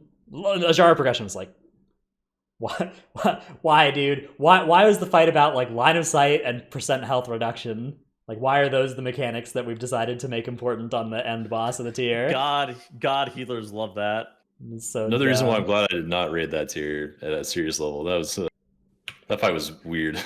Even going back and killing it as a sale is like really odd as a person that didn't progress it, because there's so many things about that fight that are not intuitive. Like lining behind a pillar as a ranged player to drop your arcane vulnerability stacks. Mm-hmm. I was just like, oh, okay, I guess that was a thing. They did make N'Zoth a substantially better healer fight than N'Zoth was a sweet healer fight, because Azara was just like there's nothing going on except you need to stop people from dying in these spots, but like N'Zoth is like your raid is dying from the start of that fight to the end too. Your raid is dying. Yeah.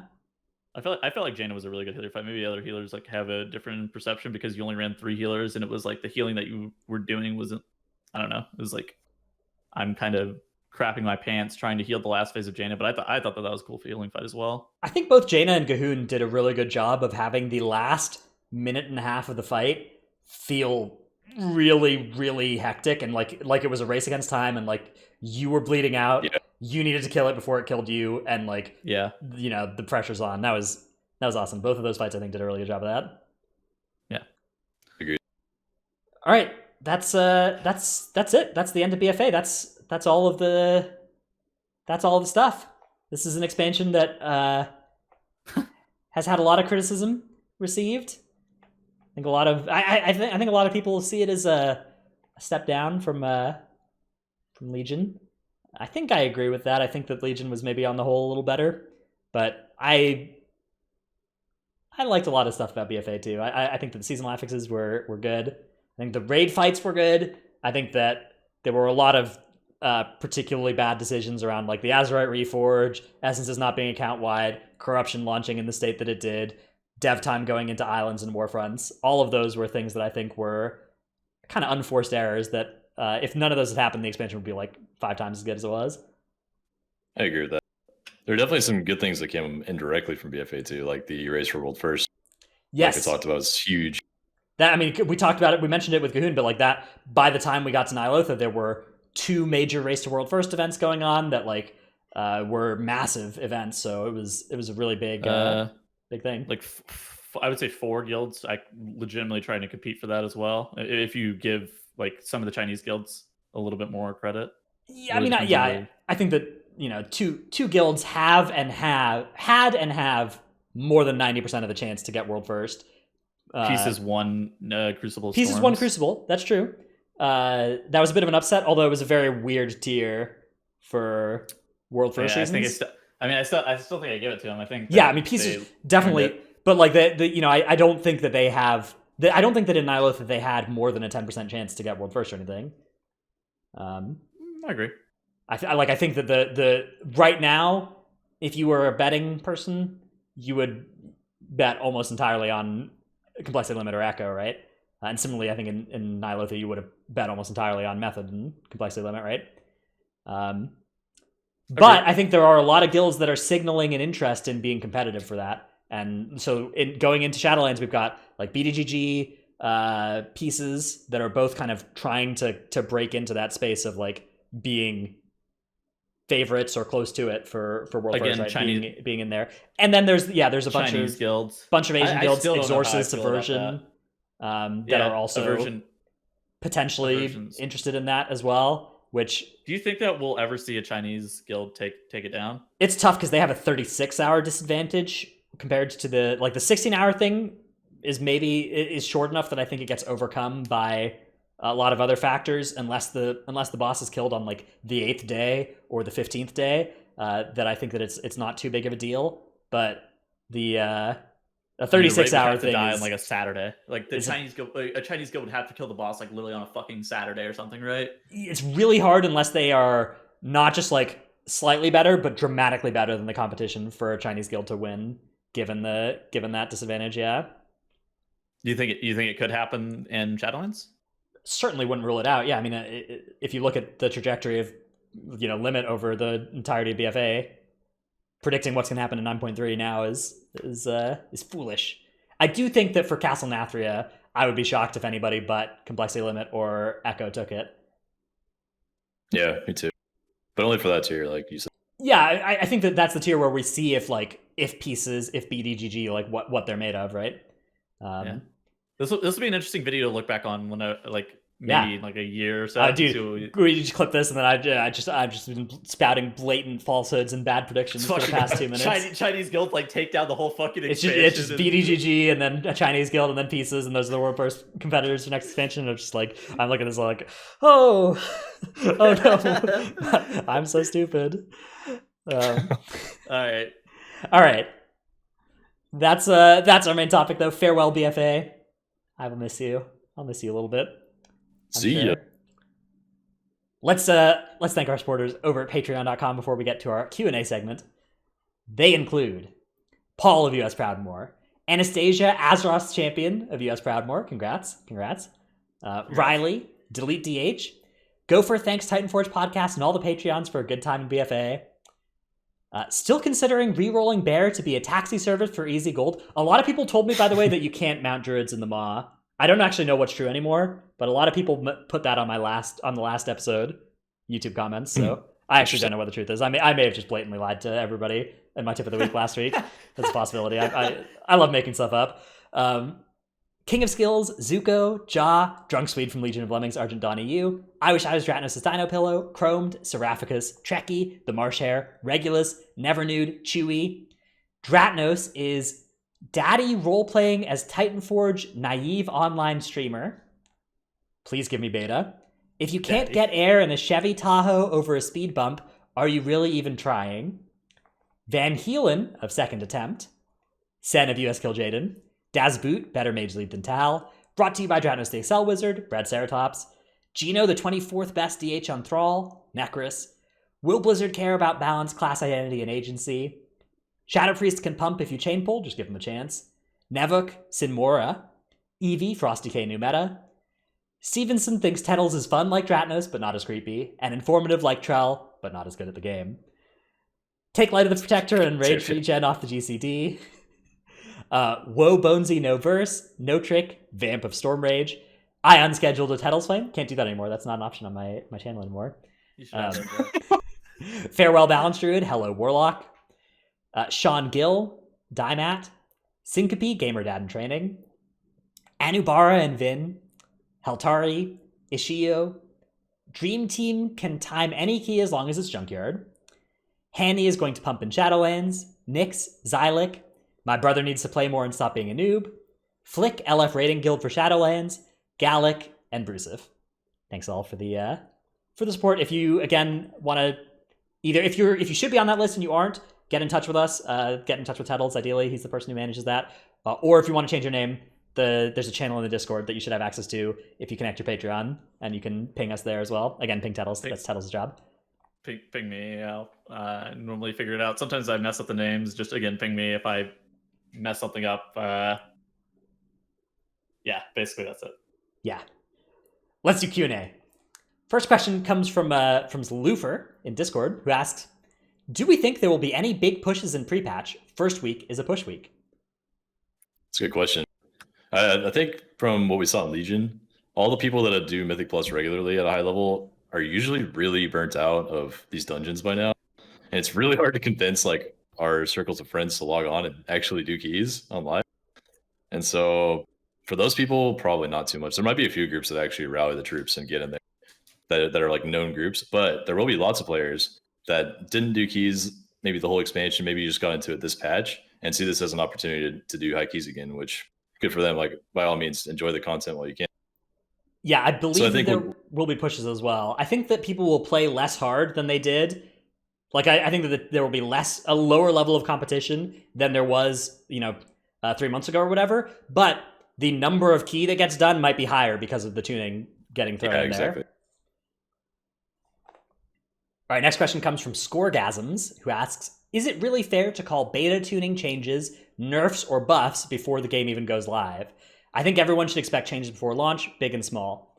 I definitely agree that you should expect nerfs and buffs, but I think nerf and buff, a nerf is just something gets weaker and buff means it gets stronger, right? Like it's not... I do think it's fair.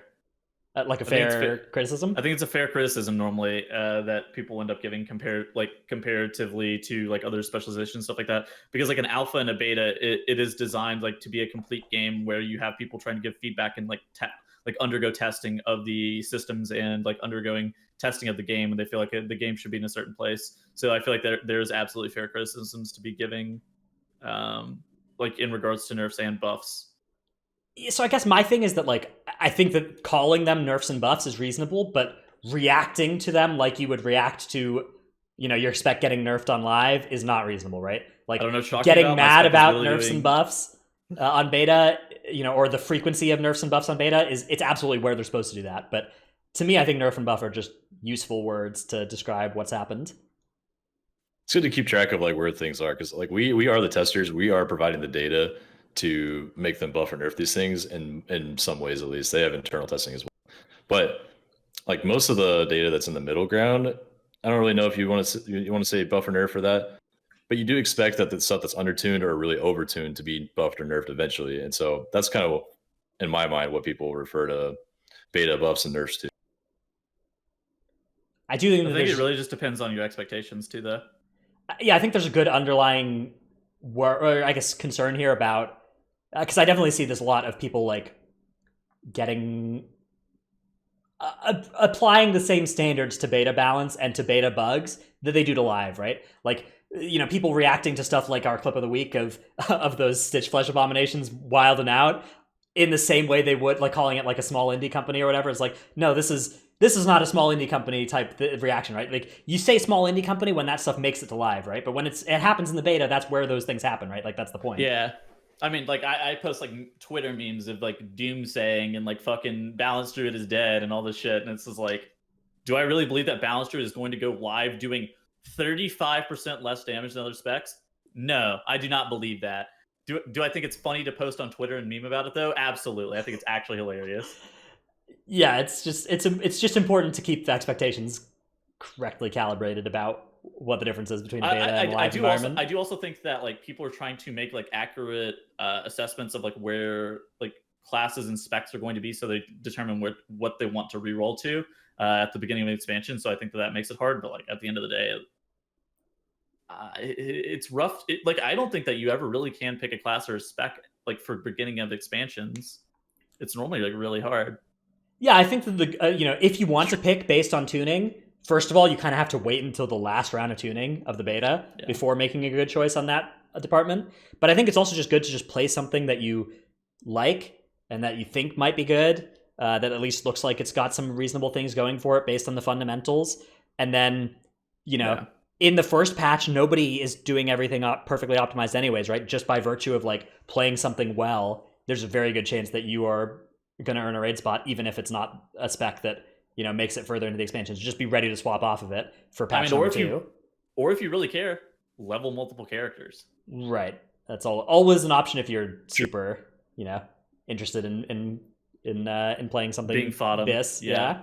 It's definitely the safest option, but for one, you have to enjoy those multiple characters, and 2, you have to spend a lot more time. Right. Well, some people's most important, like their number one priority is being BIS, right? Or being like always brought to raid, or being always involved in some form or fashion. And like that, being a fodder player is like a lot of people's identity. Like I'm sure that our guilds have people who reroll seemingly on a whim, who are flavor of the month style players. I mean, I think that my guild has like 4 or 5 of them, and then like two fucking tanks that play like literally every tank. Right. Like I have swapped between ranged, melee, and tank, and right now I'm a tank, and like I will play any of the tank specs, whatever we need. But like it's not that for me personally, it's not that I'm trying to play the best spec for the purposes of playing the best spec. I'm trying to be as helpful to my guild as possible, and it's social expectations. That is the cause, and the effect is me playing the best spec, right? But it's like I'm not trying to play the best spec. I'm trying to be as helpful as I can. Yeah, I'm playing Rogue next year. Ooh, are you really? My guild needs me to, yeah. Dude, that's sweet. Do you want to swap? Do you want to tank for my guild and I can rogue for your guild? No. What? Man, I don't want to tank for raid, man. I was so excited to play some rogue. Damn it. Although the thing is, if I have to play rogue and raid, then I can't play the M plus covenants and stuff on it. So it's actually kind of good to. Yes, it's kind of good to split up your raid and M plus characters into 2 different guys. That has some upsides in Shadowlands. So like I'm excited about playing some rogue and M plus in Shadowlands, and I know I won't have to raid on it, so I won't have to like, make sacrifices on my M plus kit. I'll just have to find a way to sneak it into a raid to get some gear. That's going to be the challenge. So just tank Mythic Plus for us, Stratnos. I mean, I will do some in patch 1, I'm sure. I'll swap for you in that one. I'll tank Mythic Plus. Okay, I'll rogue for M plus. Deal.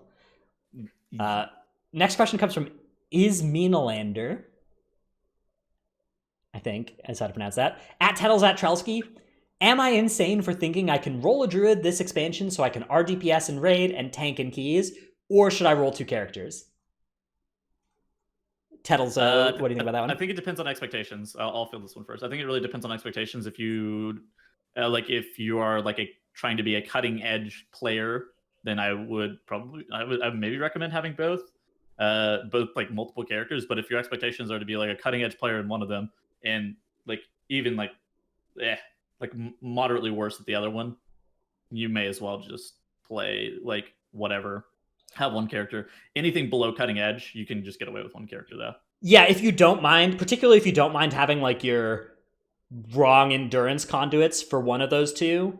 Like if you don't mind having the tank endurance conduits for your Boomkin and raid set, then you have a lot less that you need to swap between doing those 2. And if you don't mind having like a slightly wrong covenant for one of the 2, you'll be okay. Yeah. So you're not insane for wanting to do that. It's as long as you only want to be optimized for one of those 2 things, then that's fine. If you really want to be super optimized for both, then you're gonna have to make. Like choice. I said, expectation management. Like what do you really expect to be able to get out of the character? What are you really going for? Like if you just want to be like above average at both, I mean honestly, you could just have 1 character. Oh yeah, I mean if you don't have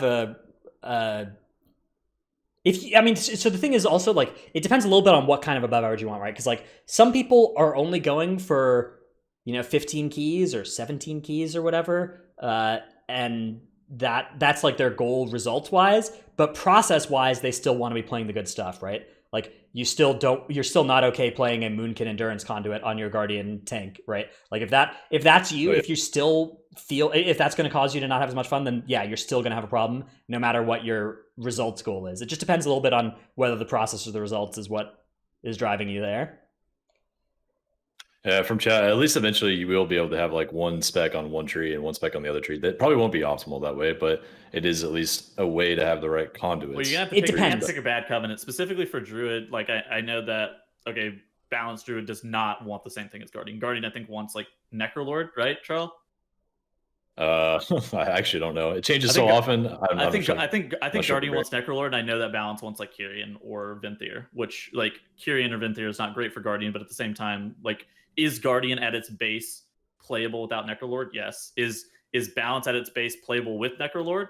I mean, it's worse. It's always going to be worse. You have to make a sacrifice, like Dratnus was saying. But again, right. It's like, it depends on expectations. And so for the people in chat saying you can have just your Guardian stuff in one Soulbind tree and your Balance stuff in another Soulbind tree, yes, you can do that. But that means you forgo having there's a good chance that the same tree will be best for both of those, right? For instance, if you're a Kyrian, Pelagos on beta right now is your best bet for by far, all cases. So it depends on what you land on, but you would have to then give up having... You either have to commit to doing swaps every time you swap, and then you have Pelagos for everything, or you put your Guardian stuff in one, you put your Balance stuff in the other, and then you don't have Pelagos for one of those two. So there's no perfect answer to this question.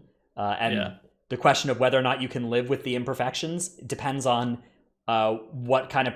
Like, it depends a little bit on what your goals are result-wise, and a lot on what your goals are in terms of, like, are you going to have fun playing a suboptimal character?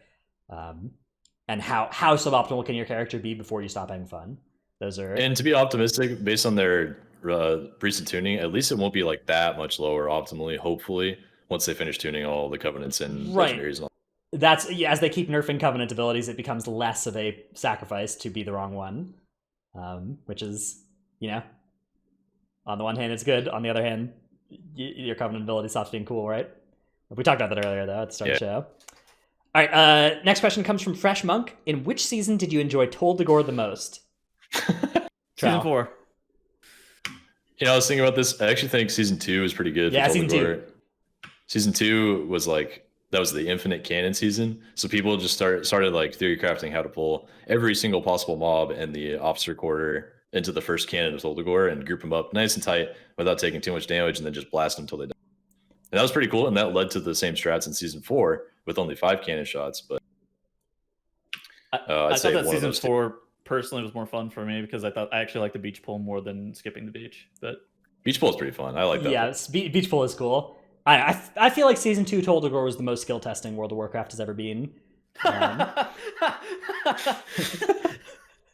Yes, two chesting a fucking world first 26. Yes. We didn't two chest, dude. We missed two chests by like 30 seconds or something. No. I was referring to you. I was referring to the Chinese team that got world first. Oh, yeah. But they don't show up on Radar. Right. They didn't show up on Radar back then, so that looks fine for me. All right, last question comes from Squishy. Wait. What about Season 3 Tol Dagor? Can we talk about that one? That one's cooked. That is the most cursed thing I've ever seen in my life.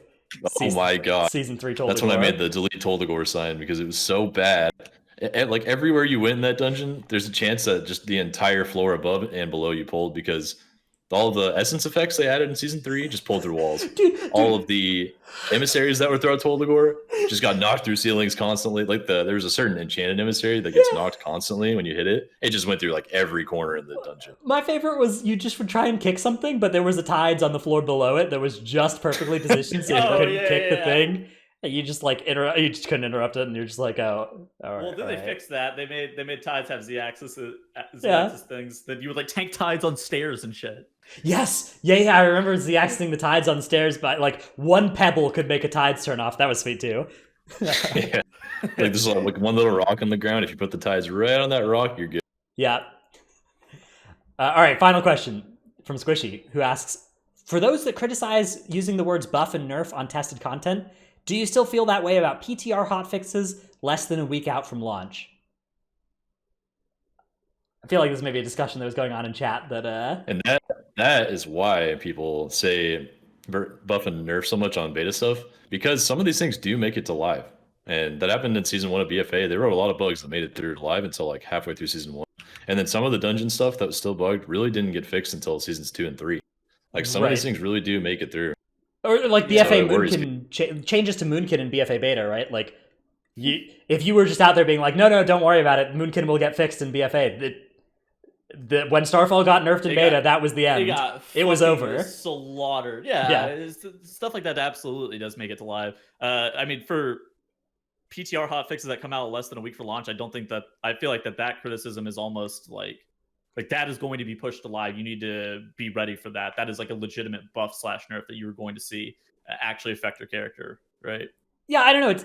I think just be reasonable about what just be reasonable, man, right? Like on both sides, right? Like any change that happens on beta could be the last change that happens to a spell or ability, but it also could not be, right? So like just discuss it without flaming Blizzard, without being like, I can't believe Blizzard is so stupid to change this ability in this way. Just be like, hey, here's why I think it's important that they go on to buff this ability after nerfing it this way.